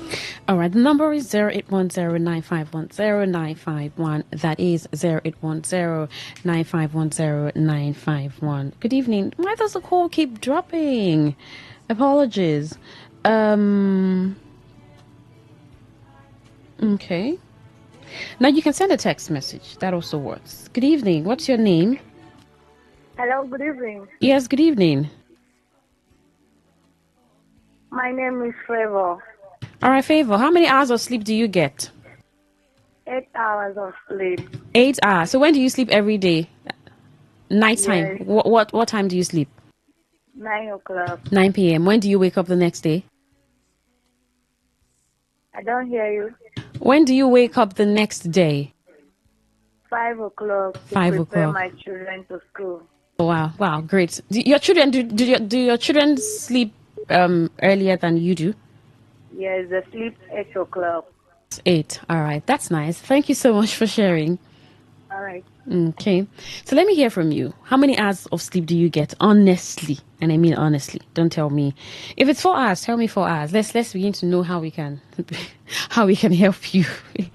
Good evening. What's your name and location? Yeah, good evening. My name is Udoka. Udoka, how many hours of sleep do you get daily? Sometimes 5 hours, sometimes 3 hours. Usually Whoa! that's what I do. What do you do? A security practitioner. Oh, okay. So you work throughout the night. Yeah, so in the morning I find it difficult to sleep. So what motivates me to sleep sometimes? Listening to radio, Kelly and Mr. Emmanuel Dukwe. So anytime I listen to them, within the next 30 to 40 minutes, I do fall asleep. Oh, okay. That's the next day. Yeah, the next day. Yeah, I can imagine. All right, thank you for sharing. That's Yeah, you're sincere. welcome. Yeah. Good evening. What's your name? Hello, good evening. Yeah, good evening. Kindly turn down the volume on your listening device, please. Okay, you turned down the volume and turned off the phone. Right, when you're calling, please turn down the volume on your listening device. I mean, I shouldn't be saying this in 2025, but it's fine. How many hours of sleep do you get? Honestly, I want to know how many hours of sleep. If you've been listening to everything I've said, I've talked about how important it is to sleep, some of the myth to sleeping. Oh, if I don't get to sleep today, I'll get tomorrow. Or, I will replace the sleep, or it doesn't matter. No. And some of the tips that can prepare you to getting a healthy sleep routine. How many hours of sleep do you get? Honestly, I want to hear. Honestly, right? 0810-951-0951. Good evening. Your name and location. That call drops. I'll take one more call and we'll wrap this up. Good evening. Hello. Yes, good evening. Yeah, good evening, Queen. Good evening to you. Thank you. I have a question for you, please, quickly, on a quick one. Okay. You guys resume very early in the morning at work. Yes. So what time do what time do you have to sleep? What time do you sleep? Okay, so I shut down here 10:30 rather. So I have like from 11 till the next day to sleep. So we run shifts. Remember, I'm not here in the morning. It's Kelly that's you here. run shifts, is that correct? Yes, we run shifts. Okay, better. Now I understand you better now. Yes. God bless you. Thanks. Thank you so much for asking. That's a good and considerate question. We run shifts. No radio station is going to keep you from here morning till night. Even as a security man, I mean, they're supposed to be shifts. So even if you don't get enough sleep today, you should be able to get it the next day, right? So if you're working in a place where you're the only person securing and you're losing quality sleep for the 30 days or 31 days, I mean, that's a little problem. That's a problem, right? Because that should be carefully considered, your rest and your health. Let me hear from you. How many hours of sleep do you get? Honestly, tell me. Good evening, your name and location. Are you there? Hello. Okay, sorry, Amaka. It's Queen. Yeah, it's Ken on the line. Queen, sorry. All right, Ken. Yeah, I've been listening to you. There is something you said about, getting 8 hours of sleep for an adult is okay, but due to the hustling and bustling of the city, and as we meet up, we don't really achieve that. But the one I'm trying to dispute is you saying that if you don't have enough sleep now, it adds to weight gain. That means somebody like me would have been like Yokozuna now. But you know that some of these things are not exclusive, right? When it comes to your health, yes, it's not exclusive. Yes, it's not. How can? Because stress can some doctors will tell you, health professionals will tell you that stress can affect your weight, right? It can sometimes. Yes, it's not exclusive anyway, like you said. You understand? Yes. It's all right. How many hours of sleep do you get? At times I sleep around 11 and I wake up. My alarm wakes me to 7. Oh, you get enough sleep then. Really? If I sleep by 11? 11 and get up by 7. That's like 7 hours, right? But at times I get 6 or past 6 hours of sleep. Oh. I don't get up to 7 or 8. Oh, okay. Thank you for sharing. But I do wear to at least on Sundays to take my nap. I don't miss it when I come back from mass. I tell you, I don't miss it. I put my phone on silence and at least I make sure I achieve 2 hours of sleep. All right. It helps me a lot. Yeah, thank you. Thank you. Good evening, your name and location. I thought I picked that call.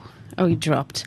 This message says, hi, Queen. It depends. I sleep sometimes 10 p.m., 11 p.m., even 12, and wake up 8 a.m. Mr. Lucky. I want to know the hours. Don't let me calculate, please. It's not a mathematics class. So you do the calculation and tell me. Right. Good evening. What's your name? Yeah. I got a chef. Hi, good evening. How are you? Good evening. My name is Queen. What's your name? Queen, I don't forget. No problem. You make me run away, and that's why I forgot your name. What did I do to you? But I forgive you. Thank you. You're a correct child of God. Thank you for forgiving me, Biko. Your topic is very interesting. I don't sleep. I only sleep 5 hours or 10. Sometimes 10:30 before daybreak. 5 I don't wake. I don't know, the thing they worry me. My people they complain. I suppose that's why I know fat. I don't do this. You understand? Wait, you sleep 8:30 every day, 8:30 p.m. No, 10:30 my day. Sometimes I will listen to radio. From childhood I like listening to radio. Yes. You understand? My radio. Even when I am inside the bedroom, I use my MP. I'm around the area of MP or online. So I like getting information. So I find it difficult. Sometimes I came back home late. I'm a business schedule, so I'm used to this late hours sleep. Even afternoon, I don't used to sleep. I don't know. I don't really know. And I don't like tablets or something. You understand? Yes. So I'm trying my best. Even afternoon to sleep is a problem. Even when I get free. I don't know. Let's be there anyway. Okay, so I don't know if you listen to some of the tips that I shared. I'll go over them again. You can practice. I didn't start with you, but I got some parts. Yes, I will run through them again before I wrap up.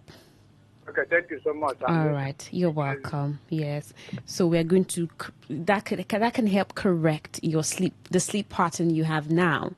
It can help correct it, right? 0810-951-0951. How many hours of sleep do you get honestly? Good evening. Your name and location. Good evening. Yes, good evening. I'm Emmanuel, calling from Port Harcourt. All right, Emmanuel. How many hours of sleep do you get? My sister. Maybe small thing. I don't know how to start. The way you start don't already make me the laugh. My sister, I know it's the next thing we want to talk now. No, I'll continue. I didn't hear you. So let me just start in this way. My wife is a nurse. Understand? Okay. Even as I'm talking to you now, I'm in my house, that is in the shop now. So she's always coming back by 10 o'clock. Okay. So for me, sometimes, let me tell you, as she just come back now, before you come back now, I already prepare everything finished for her. Okay. But for me, at times, I sleep 1 o'clock. Sometimes 12. It depends. Sometimes I will by force myself, close my eye. My sister will not sleep. So before I know it, sleep don't carry me back. Latest 4:30. I don't wake up. You're up again. That's like again, 3 hours of sleep. There is no sleep again till I prepare to my work. I'm telling you the real truth. Sometimes I'm telling you the gospel truth. Yes, now that's what I asked. Sleep. I wanted you to be honest. I don't know now. Sometimes like this, 5 o'clock, sleep will carry me. So before you know it, I don't wake up or prepare go work. I don't know. So fact, I did slim, very much slim, but I don't know what is happening. Maybe not stress. My sister, no. I'm going to run through. Thank you. I'm going to run through the tips again that can help you rearrange your sleep pattern so you force yourself to start sleeping a particular time and getting up a particular time. Just stay on the show. Good evening. What's your name and location? I could hear you. I don't know why you dropped. Right. 0810-951-0951. I like how honest you are. No one is going to beat you. Right. I mean, there were times I thought someone beats me when I tell the truth, but nobody's going to beat you. So just tell me, how many hours of sleep do you get honestly? Good evening. Your name and location. Hello, good evening, Queen. Good evening. I sleep from 10 to 5. 10 p.m. to 5. How many hours is that? How many hours is that? That's like 7 hours. 7 hours. 7. 7 okay. Hours. 7. Okay, that's great. Every day? Yes, every day. All right, great. That's good. Maintain it. I feel like telling you, keep up the good work, right? Keep up the good work. All right, rest. You need to rest. Your body needs it. 0810-951-0951. That's the number to call. Did I call it too fast? 0810-951-0951. I said that there are peculiarities. But you know, one thing about us, about you being a human, is that you have control over a lot of things that you're allowing to control you. You're the one in charge. You're the one who has a mouth, who has ears, who has eyes, who has a spirit, a soul, and a body. So you should put more control to a lot of things. I know it can be hard sometimes, really hard, but it's possible. Good evening. Your name and location. Emmanuel, call back. If you want to say something before I call you. Yes, I said that I'm going to run through the tips that can help you maintain a healthier sleep pattern. I'm going to run through it again so you can practice it and see what that does for you. All right. Good evening. Your name and location. Good evening. My name is Atupa. All right. Most times, I sleep around 1 to wake up around 5. I mean, you mean 1 a.m.? That's right. I asked you to tell me the truth, so I won't laugh. Okay. I do find it difficult to sleep most times. What is going on? What are you thinking about? Are you married? No, I'm not. Are you talking to your girlfriend? Do you talk to your girlfriend till 12? No, maybe settling down, fixing things, could be what I may be thinking about. I get it. That's what I said earlier. I said the world has got so fast-paced that a lot of things are even more difficult. I mean, trying to fix a lot of things in our brain, and then we don't find time to sleep. I'm going to share those tips again so you can practice and see what that does for you. Is that okay? Okay, I'll be online to get there. Please stay tuned. All right, so let's go through it while we take some other calls. Now, these are supposed to help you maintain a healthier sleep pattern, right? And, better sleep so you can start practicing. Let's do this call first. Good evening. Good evening. Yeah, good evening. Yeah, I'm Gift. I'm calling from Bobo. All right, Gift. So how many hours of sleep do you get a day?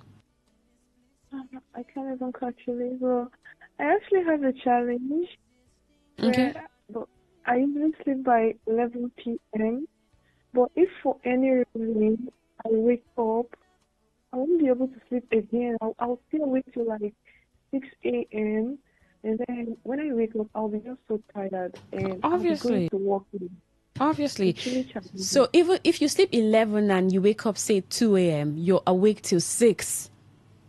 Exactly, yeah. I'll stay awake the whole night till like 6 a.m. I want 6 a.m. the sleep will come back and I'll be so tired. Tired to go. That's crazy. So what do you do when you wake up? When you wake up, what do you usually do? Is it to go use the restroom or what? Or you just wake up? I just wake up. Anything could just wake me up. No. So before you sleep, what do you do before you sleep? What's like your routine before sleeping? Yeah, before I sleep, I do some work because I work remotely. Okay. And it's usually with companies that are out of here. So the time they sleep, our time difference is much, especially like with Canada or Indian citizens. Okay. So the thing is difficult for me. So it means that you're practically on your system, your laptop, before you sleep. Yeah, I turn my laptop before I sleep. True. So maybe what you can do, like if you listen to some of the things I said earlier, is before you sleep, you can have like a 30 minutes 30 minutes to relax before you sleep. And that's like by having your bath, maybe meditating, writing, calming your nerve down. Don't just crash. You know when they say crash, like, right? So prepare to sleep. So maybe you could try that and it helps. If it doesn't help, that means you have to go to the hospital and get advice from the doctor. The doctor can tell you, okay, what he thinks or she thinks you can do. Because I think it's terrible to be in this space that you are in. Imagine sleeping at 11 and then anytime you get up, you're awake till 6 and you have to run to work again. That's draining. So try relaxing 30 minutes, 20 minutes before you get the actual sleep. And because I'm not a doctor, right, I'm just talking from research and experience, right, research. And we could talk about sleep. So if this doesn't work, go to the hospital. Is that okay? Okay, that's good. All right. Thank you so much. Yeah, so this is it. Because we talked about it. I did mention that how you sleep also matters, how you prepare to sleep. Most times we crash. When we say, I won't crash. So the crashing is it's like a plane that's just falling and crashes. So it's unexpected. You don't plan to sleep. And so I told you I read an article where it says you have to plan to sleep, prepare to sleep. Just like you prepare your food, prepare breakfast, prepare lunch or dinner. So prepare to sleep. Not just having your bath and wearing your beautiful pajamas or nightwear, whatever you wear, or use your cologne and smell nice. No. Prepare your mind, your environment, your space to sleep, actually. Turn off the lights. Keep your phones away. Like Gift, who works till like 11. So what if you've been on your laptop till 11? Your eyes are tired. Your brain is tired. So after running a bath, I'm hoping you've had dinner earlier, so you can read a little, relax, listen to music. So relax your brain first before you sleep. Don't just crash, right? So maybe that could be a challenge. If not, visit the hospital. The doctor's going to tell you what to do, what exactly he or she thinks that you can do. So let me run through those tips again for better sleep. Now, sticking to a routine. Now, you know that when you're sticking to a routine, it just doesn't happen in a day. You could even fail at it 2 days, 3 days. But when you practice it, you notice that it becomes a part of you, a part of your life. So tell yourself, I'm going to sleep at 9 today, but you end up sleeping 10:30. You say, okay, tomorrow I'll sleep 9:30. You end up sleeping 10. The next day you say, I'm going to sleep 9 p.m. and you eventually end up sleeping at 9. The other day you may even sleep earlier. So that's how to work it out. So you don't hate yourself that you didn't achieve the target the first day. You can get to the second day or the third day, and it gradually becomes a routine. So stick to a routine. Try going to bed and waking up at the same time every day. So if you have to wake up with an alarm, it's fine. So set an alarm. Oh, it's time to sleep. The alarm tells you it's time to sleep in 30 minutes. So you start preparing yourself to sleep. The alarm tells you it's time to wake up in 30 minutes. So your alarm is ringing and you're hearing, wake up. In 30 minutes, you should be up. While you're still struggling, you can beat the 30 minutes. So you wake up 20 minutes earlier or 10 minutes earlier, right? So avoid screens, your phone, TV, laptop, at least 30 minutes before bed. The blue light tricks your brain into staying awake. The blue light tells your brain, the light all over tells your brain that it's daytime. It's not time to sleep. Watch what you eat and drink. Avoid caffeine, energy drinks, heavy meals late at night. Create a sleep-friendly environment. Keep your room cool, dark, and quiet. And try relaxation techniques, reading, light stretching, or listening to calming music. So this can help. This has been an interesting show, and I like how honest you have been. This person says, good evening. If I want to sleep early, I can't. My mom has dementia. She normally shouts at night due to hallucinations. It's really taking a toll on my mental health coupled with stress. I am so sorry about this. So sorry. So sorry. These are like some of the hard moments that we have to go through in life. So sorry. I pray that God heals your mom and she gets her body back. Normalcy comes to her in Jesus' name. Amen. Thank you so much for texting, and I wish that you can get better naps when you do. Wow, thank you so much. I'm so sorry. So tough. That's the point. When I say, now this is like uncontrollable with your mom's health. It's just like some of those neighbors that would play loud music, their generator. It's tough to deal with certain things. You want to sleep and people can't let you rest if you live in a noisy environment. But thank you so much. I hope those tips, you just have them written somewhere or at the back of your mind, because you will need it, right? That's our show, Doctor in the House, on Today 95.1 FM. I am Queen Chima. Next week, we're discussing something very exciting, probably with the doctor, most definitely with the doctor. Do stay with us. 8 o'clock, Cruise Control, right? A 9 o'clock Sunday Family Special. It's a packed program. And see, the conversations are really interesting. You don't want to miss anything. My name is Queen Chima. Good evening. Talk radio. I listen to a lot of talk radio. 95.1 FM. Loads of Hollywood films get censored in China. Remember Top Gun Maverick? There was huge controversy when the Taiwanese and Japanese flags were quietly edited away from Tom Cruise's jacket in the trailer. And Bohemian Rhapsody, pretty much all the gay scenes were cut out. So going to the cinema in China is a whole different experience. And it's not just the movies. It's the same for the internet, foreign music, video games. So today you're going to hear why censorship is so tight in China. I'm Hannah. This is What in the World from the BBC World Service. And with me here in the studio is Sean Yuan from the BBC's Global China Unit. Hey. Hello, Hannah. So you grew up in China. What was that like? Were you aware of this censorship? I never really noticed there was censorship. That was how effective it was. Exactly. And for example, here they have TikTok and they have Instagram, they have YouTube, they have Google, all those things that be readily accessible to them. But for me, growing up, we didn't have those things. No, even up until now, there's still no Instagram, there's no Google, there is no YouTube, and there's no Facebook. There's pretty much all the social media apps you can think of right now off the top of your head. We don't have that in China, and we have the Chinese equivalent of those apps. But that just comes and shows how tightly controlled the Chinese internet is, and how effective it has been in a way that people don't even think about censorship anymore, because it is the way of life. Let's talk about some of the other big topics, the big red flags for China, the Tiananmen Square protests, all of these major topics that you just can't talk about at all. Yeah.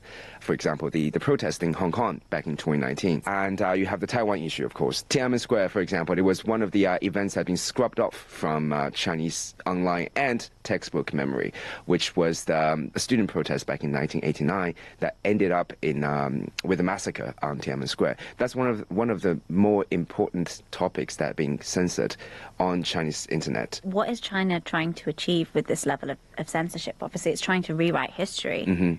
I think the most important thing for the Chinese government to do is to assert some sort of dominance in order to restore stability. It sees instability as the core reason why Soviet Union fell up, for example. And Xi Jinping himself... That's the current leader of China. Exactly. He went through those periods. He understood exactly what instability could do to the society. And that's the reason why he personally was very invested in making sure that the entire country stay the way it is. Are there any topics that you think, would have been banned, but actually, weirdly, you can still access? Yeah, sure. Like, for example, we're just talking about, like stability, right? We're talking about how he wants to assert dominance, how he wants to make sure there's no massive movement. Actually, in most of the times, your criticism towards local government, for example, is not just tolerated, sometimes it's been promoted in a way that, direct your anger towards this specific official at a very low-level government. It's sort of like a pressure valve, but if your criticism is targeted towards, like, for example, Xi Jinping himself or central government, and that runs the risk of mobilizing a bigger population, then sure, that would be censored. Yeah. And on a daily basis, can you talk me through how this censorship actually works? I mean, let's start with the Great Firewall of China. That is one of the most important inventions that the Chinese government has put out when it comes to internet censorship. It was put out many years ago already. Almost on a daily basis, it's being upgraded. What it does essentially is that they block all the major websites that the government would deem to be a cause for concern for them, when it comes to instability and all that. BBC, for example, is blocked. With this Great Firewall, right? Chinese companies got this opportunity to promote their own products. So you don't have Google Maps, but we have Baidu Maps, for example. We have Gaode Maps. Business opportunity. Exactly. And we don't have WhatsApp, but we have WeChat. It's also part of the tool of censorship because WhatsApp, for example, at least it's end-on-end encryption, whereas WeChat is not. And everything could be monitored. So by banning those apps and introducing local apps, they're giving people an alternative for sure, but those tools are also giving them a chance to kind of have back channel to assert more censorship as well. Also, there are like individual censors who would sit behind the computer and filter through the keywords and manually delete posts. And then, of course, we now have AI and the algorithm that they can use using AI to censor out certain keywords, for example, is a cause for concern for a lot of people. It's so much more powerful, isn't it? Oh, absolutely. And it's not just political topics, is it? Like I mentioned, culture is also heavily censored. What are some of the things that have been censored for non-political reasons? Well, first of all, everything is political in China. The Chinese government is very good at masking everything as political, so they have good reason to sort of control it. But just on the surface level, for example, Peppa Pig, which is such a innocent cartoon character, it was scrubbed off the internet as well because they were saying that this is not good for the Chinese youth. What do ordinary Chinese citizens make of the censorship? Do they accept it as part and parcel of daily life, or are people angry? It depends on who you talk to. If I talk to my parents, for example, to my grandparents, they probably still don't know the existence of censorship. But for young people, it's a very different story. They have their ways of evading censorship. For example, changing the content of an article they want to share to codes or to meme images and all those things. And of course, VPN. But for private networks. Yeah, exactly. And even though the Chinese government is cracking down on those as well, like even for tech-savvy people, it's getting harder. Difficult. Yeah. Do people accept that there is going to be a certain level of censorship because they get, an otherwise decent quality of life? Oh, absolutely. That's such a good point because I'm just taking the US as an example because of the China-US competition. This kind of information you get about the U.S. is mostly about the George Floyd protest, for example, and major inflation going on in the U.S. and the January 6th and the riots, all those things, those information is being filtered, being allowed into China to depict a picture of the U.S. being a completely chaotic place. So with that in mind, the Chinese government is giving the sort of social contract to Chinese citizens, saying that by living in China, even though you might not be able to get all the freedom, quote unquote, that has been afforded to other citizens, what we're going to give you in return is stability, prosperity. And that is the core of the social contract that the Chinese government is having with Chinese citizens. And you mentioned AI and how the censorship space is changing. Is it getting stricter or more relaxed? It's getting more unpredictable. For example, feminism movement, Me Too movement, sometimes they leave them on internet, sometimes they completely scrub them off. And that is actually quite clever because they are creating this very chilling effect of people self-censoring by not giving them a clear guideline on what is tolerated and what is not tolerated. People sort of just revert back to kind of err on the cautious side to be like, you know what? If I post this and if it gets censored, my account might be deleted. And if I lost my WeChat account, I'm not going to be able to talk to my friends, and all my money might be lost, whatever. If that's the concern I have, I'm just not going to talk about anything. Anything that I deem sensitive, even though I don't know what the government is going to be thinking, if I think it's going to be sensitive for the government, I'm going to stop talking about it. And that's been very effective. This censorship topic is so fascinating. It's actually a lot more complex than I thought, because I would have thought that censorship was more black and white, banning things and about control. But what I'm hearing from you is that it's actually about creating a very smart and constantly adapting filter, because you let people have certain bits of information and then it also becomes a propaganda tool, and it does create this image, at least from within China, that things are okay, that we're doing well enough, and then maybe you will get a much more peaceful population that doesn't want to mobilize against the government. That is a great summary. Genuinely. Sean, thank you so much for coming on the podcast. Thank you so much for having me. That's all from me. Thank you so much for listening. I'm Hannah Gelbart. This is What in the World from the BBC World Service. We'll see you soon.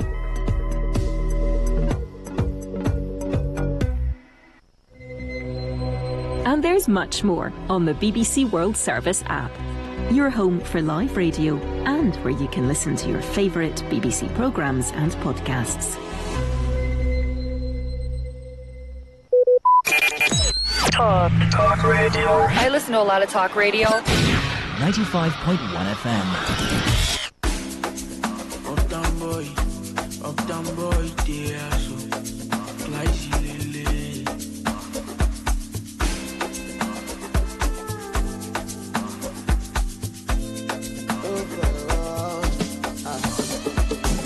I hustle for my money from Monday to Sunday. If it no be money matter, no go call me. Hard times don't last forever, but still I'm grinding. I did put in all my time for the money. Cause when my time go come, we go be like fire. Travel to the world, make a quench this fire. Shut down all the place. They see for movie, one thing is sure, I go jump like for low. Carry God for heart, my superpower. Oh no, from my golden brain, I go buy Ferrari. Everywhere I go carry my G's. One thing is sure, we go jump like for low. If I no benefit, I better take my leave. Plenty views on me. It took me on. But then I won't do it for you. I'm already plenty for my head. Tell me why I go get control when I don't understand myself. I'm on our own. We all know how it feels. So if you choke on, you just call on me. Silence if it kills. I'm on our own. Yeah, I'm chasing on you. I go get this for you. Baba do this for you. Oh, yeah. Cause when my time go come, go be like fire. Travel to the world, make a quench this fire. Shut down all the place, I dey see for movie. One thing is sure, I go jump like for low. Carry God for heart, my superpower. Oh no, from my golden brain, I go buy Ferrari. Every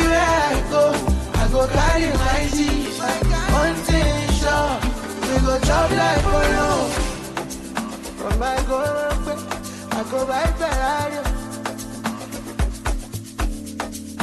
Oh, carry God for us, my superpower.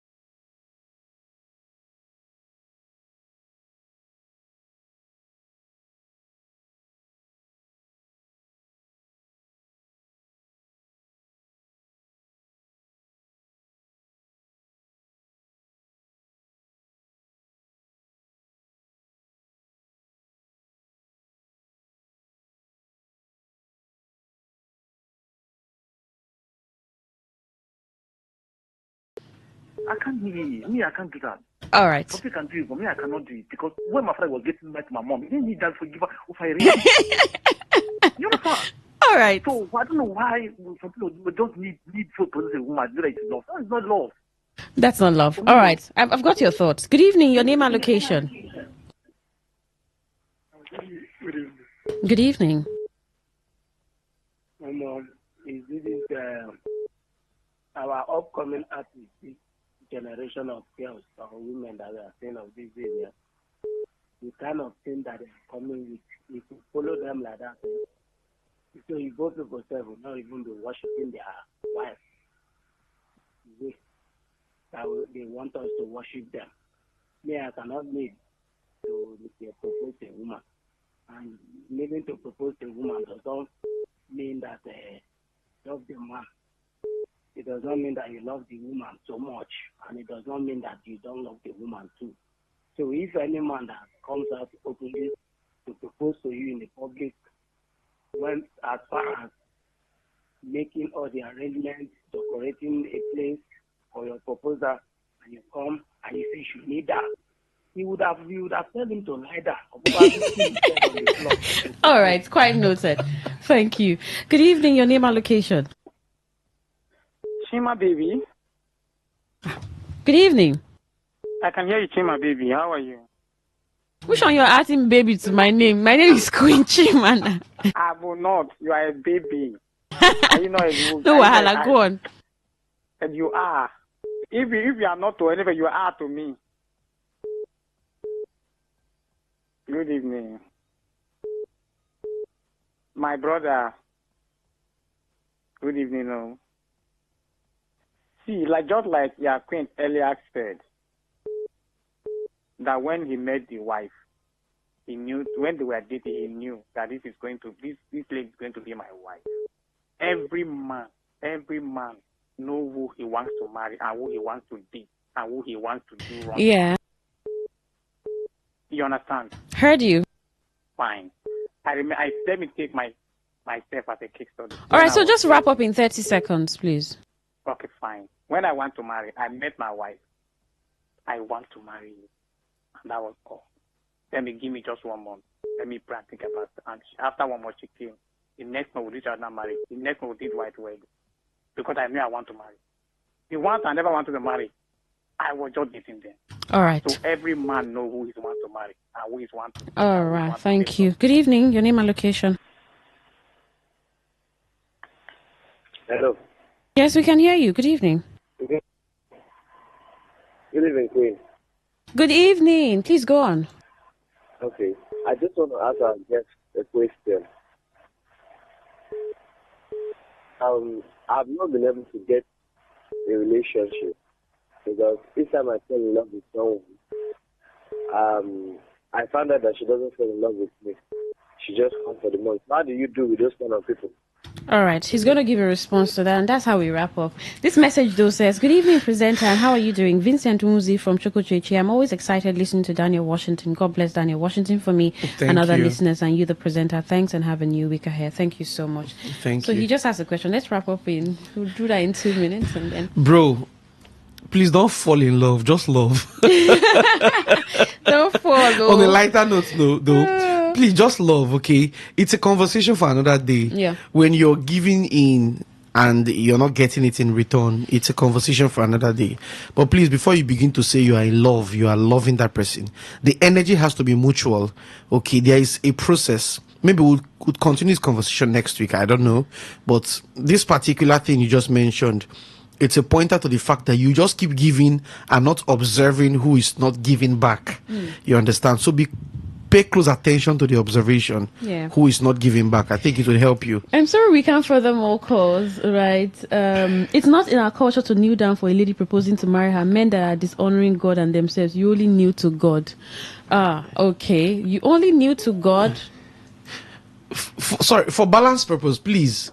If you can kneel, it's not bad. Yes. If you choose not to kneel, it's not also bad. Yes. The most important thing is the fact that you are in love and you commit to do life together. See me, I'm shouting yes. Please, I don't know. Don't make a big deal out of the kneeling. And I don't think it should be a feminine. It's not a masculine male. It's not a banter. It's not a gender banter. New to a woman. New to a woman. I don't think it's not like that. There are things, there are compromises you naturally make when you're in love. It's as simple as that. Yeah, it's just like people who open car doors for their partner. Classic example. Yeah, and people who don't. There are guys who never believe that they should go to the market. My younger sister is here. Yeah. There is no week I don't go to the market. There is no week I don't enter the kitchen. Yeah. It doesn't make my wife any less. It doesn't make you less. I love her, and my work, I want to assist her. And it doesn't talk about, it's not about African tradition. My father did not go to market. Yeah. Exactly. My mother did the marketing. But I am going to market and I'm assisting my wife. It's not about tradition. It's about the compromises that come with love. If your own compromise say you no go kneel down, nothing bad about it. And if she says she would not love you because you are not kneeling, may the relationship look no for work. Someone that will it's love as you. simple as that. Thank you so much, Daniel Washington, You're for welcome. coming on the show. Next week, I look forward to boundaries. That's right. And then that's maybe right. we can pick up with this guy who talked about how to know the whole love thing. Yes, how please. to know. Yes. Because we're having these conversations because it's important to have these conversations that leads to families, because sometimes people are just jumping into families and not doing the real deal. Thank you once again, Daniel Washington. The World News at 10 is coming up next time. Queen Chima, good evening.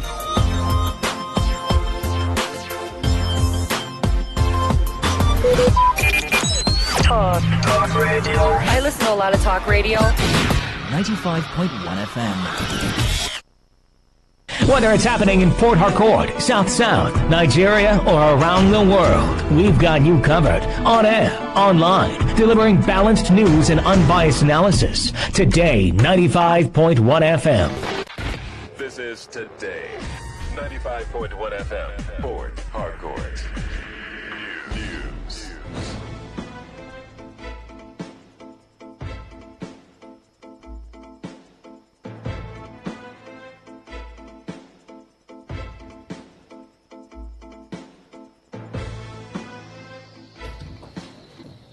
Good evening. This is the World News on your premium talk radio. Today, 95.1 FM Port Harcourt. I am Queen Chima. The headlines.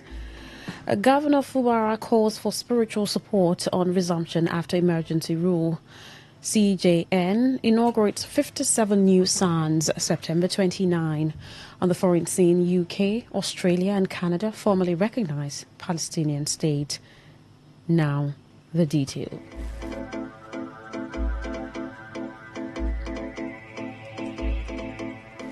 River State Governor Siminalayi Fuwara has urged the church to remain unwavering in prayers as his administration embarks on a fresh start.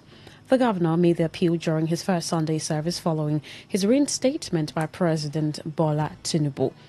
He worshipped at St. Paul's Anglican Church in his hometown Pobonkoro local government area, accompanied by his wife, Valerie, and several stakeholders.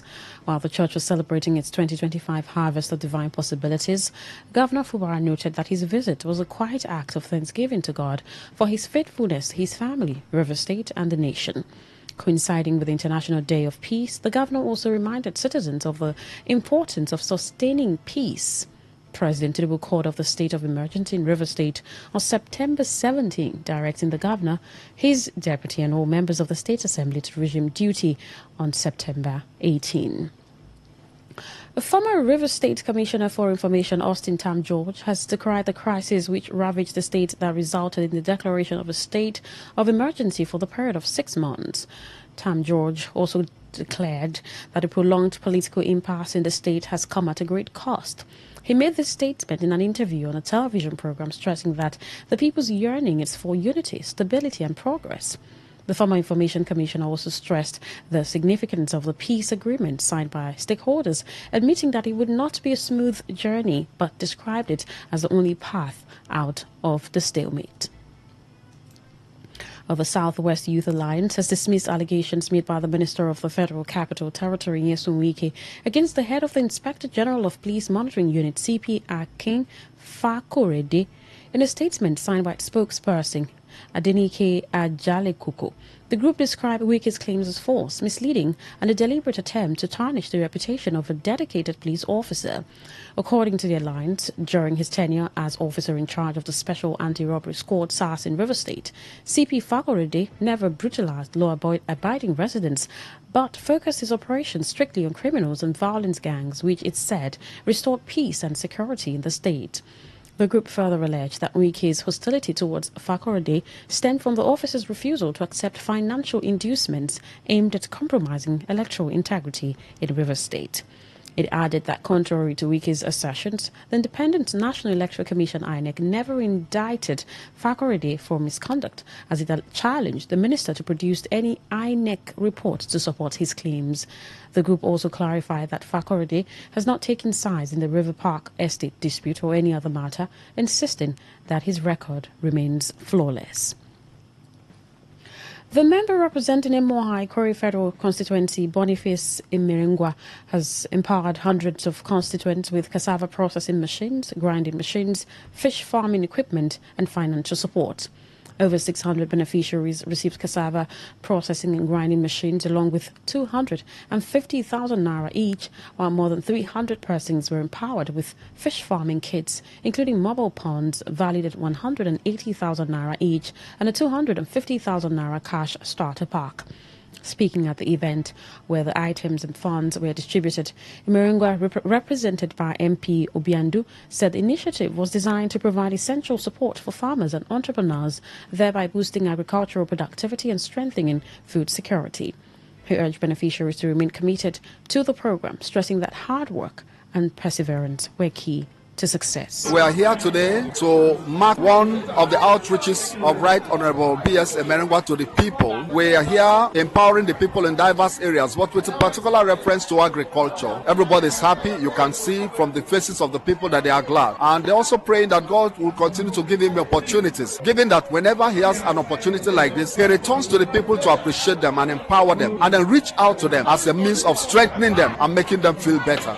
One of the beneficiaries, Anna Eruchi Odike, who spoke on behalf of others, praised Imirengwa as a servant leader, and she expressed optimism that empowerment would improve livelihoods and help many escape poverty. The Agricultural Feeds and Empowerment Program is a testament to his dedication to the people of Emohua and Ikwere constituency. This isn't his first initiative. He has consistently delivered impactful programs touching countless lives. You can see the joy on the faces of the beneficiaries today. As you can see, his selfless service embodies true leadership. May God continue to bless and preserve his family. Having organized several programs that have benefited many lives, he has proven himself a true servant leader. We are grateful for his tireless efforts to uplift the good people of Emohua and Ikwere constituency.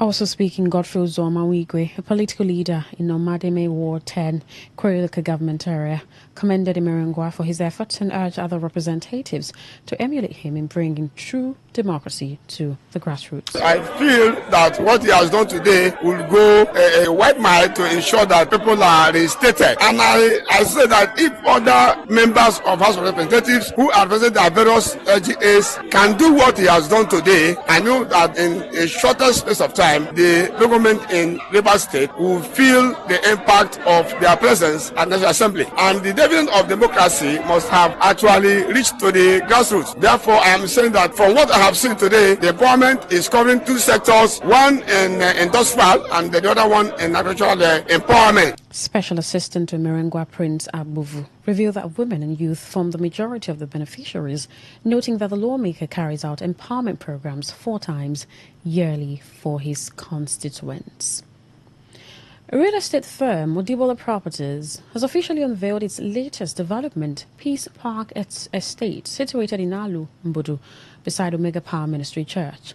Leading the launch, the company's Chief Executive Officer, Bolaji Oshobukola, described the estate as a haven of tranquility and serenity, designed to provide investors and homeowners with secure opportunities in a prime location.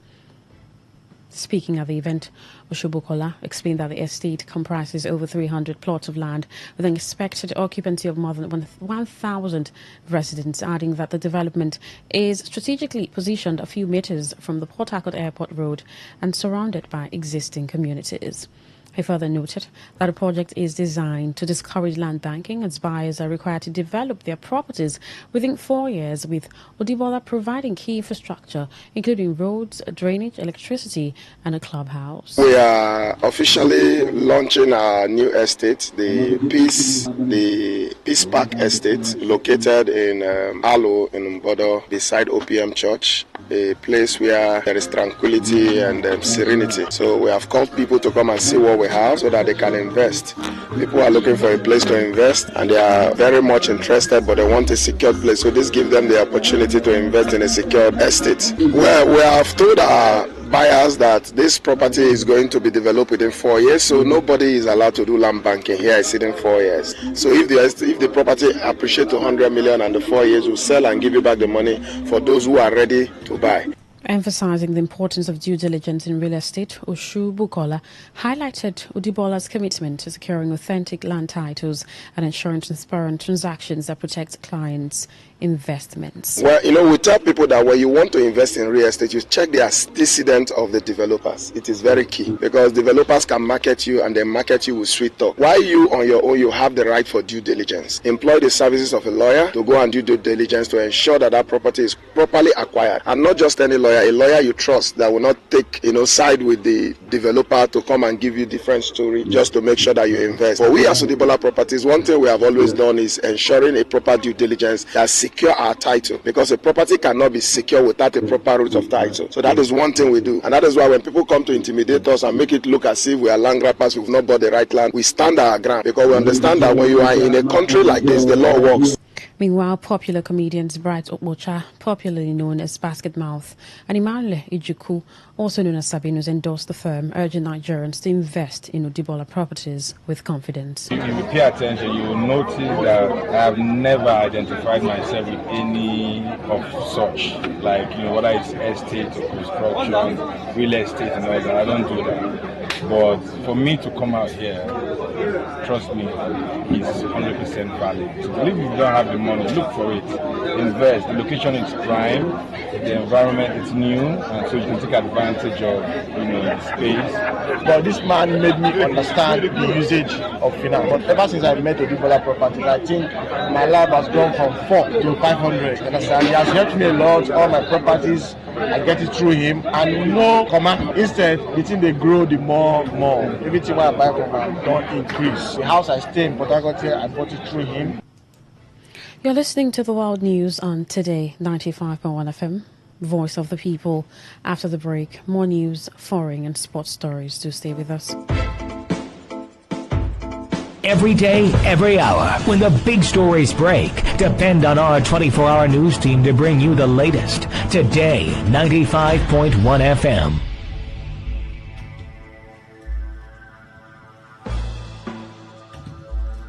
Thank you so much for staying with us. Now the rest of our stories. Vice President Kashim Shettima has departed Abuja for the 80th session of the United Nations General Assembly. The event would hold in New York, United States of America, from Monday, 22nd September to Sunday, 28th September. The Senior Special Assistant to the President of Media and Communications Office of the Vice President, Stanley Nkwocha, disclosed this in a statement today. Representing President Bola Tinubu at the global event, Shettima will deliver Nigeria's national statement and join other dignitaries at the UN high-level general debate, among other side events. He will also announce Nigeria's new nationally determined contributions, NDCs, under the Paris Agreement at this year's UN special event on climate.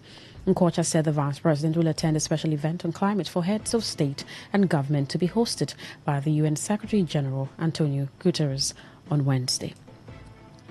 The Chief Justice of Nigeria, Justice Kudirat Kekereekun, will on Monday, September 29, swearing 57 new senior advocates of Nigeria. The ceremony is part of programs lined up to formally mark the 2025-2026 legal year of the court. It is expected to hold at the main courtroom of the Apex Court.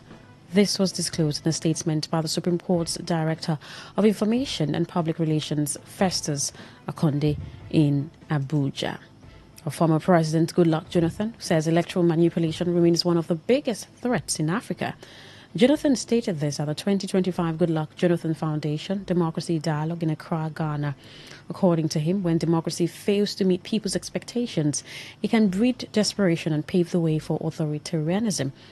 He further stated that leaders must embrace democracy that secures a better future for children and ensures their voices are heard. And on the foreign scene, Britain, Australia and Canada today recognize a Palestinian state in a transformative shift in decades of Western foreign policy, triggering swift Israeli anger. Britain and Canada became the first G7 countries that take the step, with France and other nations expected to follow at the annual UN General Assembly, which opens tomorrow in New York. Israel has come under huge international pressure over the war in Gaza, triggered almost 2 years ago by the October 7, 2023 Hamas attack. It is a breaking point moment for Palestinians and their decades-long ambitions for statehood, with the most powerful Western nations having long argued it should only come as part of a negotiated peace deal with Israel. But the move puts those countries at odds with the United States and Israel, with Israeli Prime Minister Benjamin Netanyahu reacting angrily and vowing to oppose it at the UN talks. A growing number of longtime allies have shifted positions as Israel has intensified its Gaza offensive, vowing to eliminate the Hamas Palestinian militants.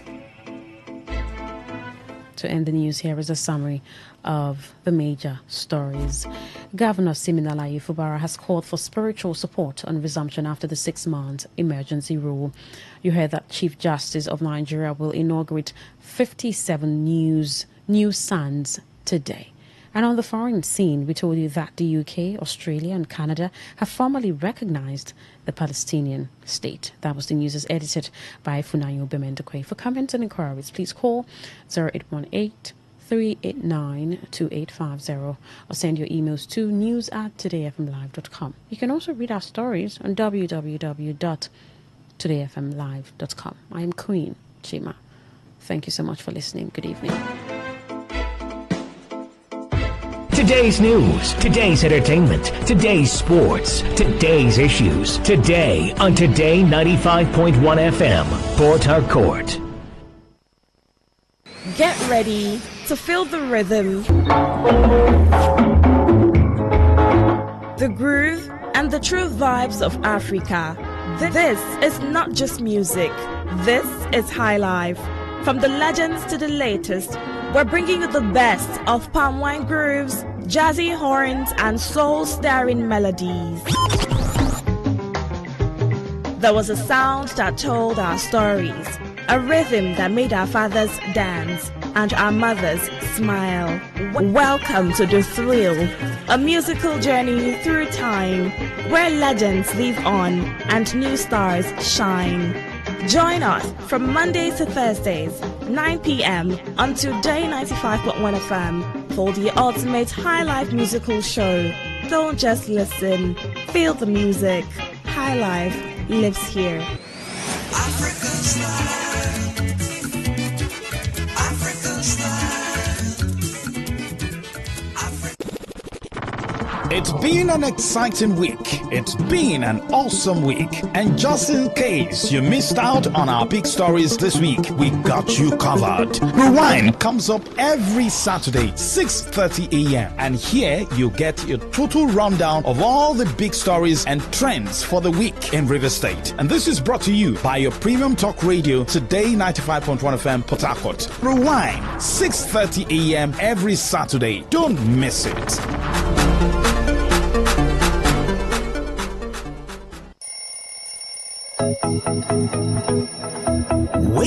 Wake up to today's quest, where breakfast on the radio is full course. We start with some motivation to ignite the spark in you for a great day. Then a full interactive sports show on Sport Attack 6:30 a.m. Unbeatable and concise news reports on the world news at 7 a.m. And our newspaper review segment now 7:30 a.m. Oh yes, 7:30 a.m. The scoops and the commentaries from my esteemed panelists. Today's quest, 6 a.m. to 11 a.m. on Today 95.1 FM, Port Harcourt. Miss it, you miss out.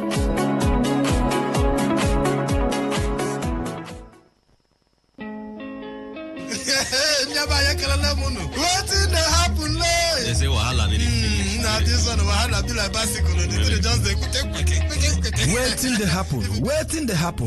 they happen. Now for today 95.1 FM, 5 p.m. Monday to Friday, bomb quem. Now here you go here. Waiting they happen for Niger and Obodo the world. Now that time where we they bring you Ogbonga to them, where go shock you. You go wonder say a person do like this. Now so we they bring them can give you acid the hot. Now where would they find way to sweep this country? Don't run. Because their blood in the chopper. You say this one. No worry. When time I reach, I'll say I want to. Make I see where they go. Homeland is homeland. Me, I go open gate for them. Now me go be get man at that time for airport. Waiting they happen. Make you know Miss Mazi Ike God Ike Machuku and MC Kuro for waiting they happen. You go enjoy yourself. No forget to say woman they chop our recharge card woto. I don't tell you say this place na education center. As you sit down here with us from Monday to Friday, you go enjoy waiting they happen. Waiting they happen. Make you no miss them at all.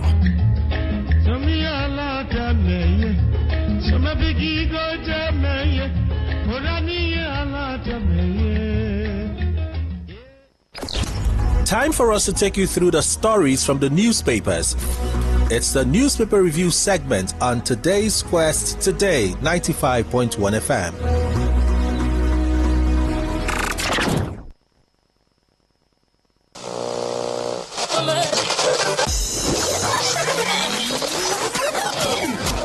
Hello, join us Fridays 7:30 a.m. on Our Top Picks, and together we'll review the big national stories of the week, all in 30 minutes. It promises so much fun. Our Top Picks, Fridays 7:30 a.m. Don't miss it.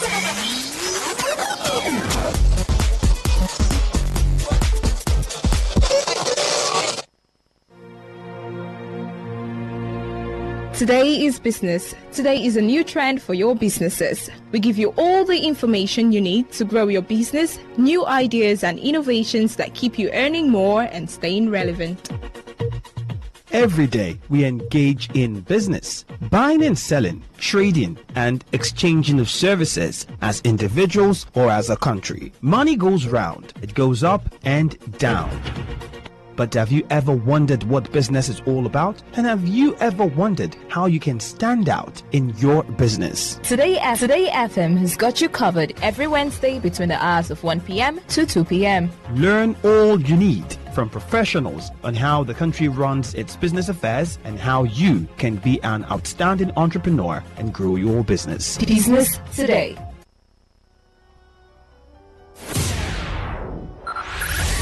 5, 4, 3, 2, 1. Let's take you into a realm, another dimension, a reality of higher intelligence, discovery, and quantum possibility. Tune in every month to 2 p.m. on this station and be part of this journey as we address issues that relate to you and your tech life. It is Today's Tech Show on your premium talk, news and sports station. Today, 95.1 FM.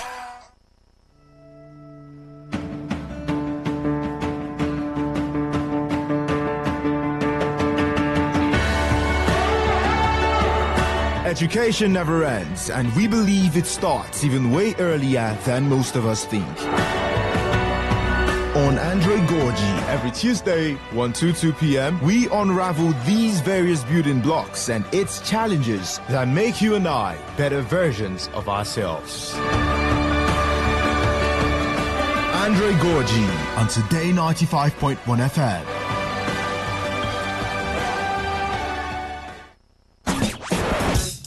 Live your truth. Express your love.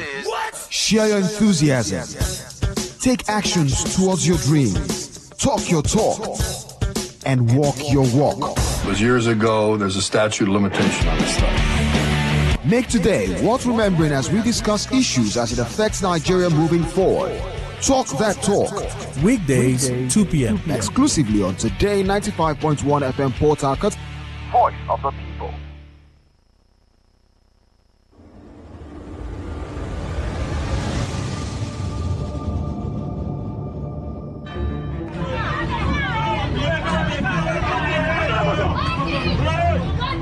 Have Have you ever been in a situation where you had to pay a fine for an indictment? Then you later found out that there was an already established law to protect you from that penalty. Have you ever been denied a position because of your gender or disability? Have you ever been discriminated, treated unfairly, assaulted or cheated by your landlord, employer, tax collectors, bank, family, business partners, and the police? What if the breach between you and justice is just the right knowledge? I'm sure you've heard that knowledge is power. Join us every Saturday, 10 to 10:30 a.m. on Today95.1 FM for the program The Law Today, to get acquainted with your legal rights and beneficial interests as a citizen of Nigeria. The Law Today, 10 to 10:30 a.m. every Saturday, is brought to you by Today95.1 FM, Port Harcourt.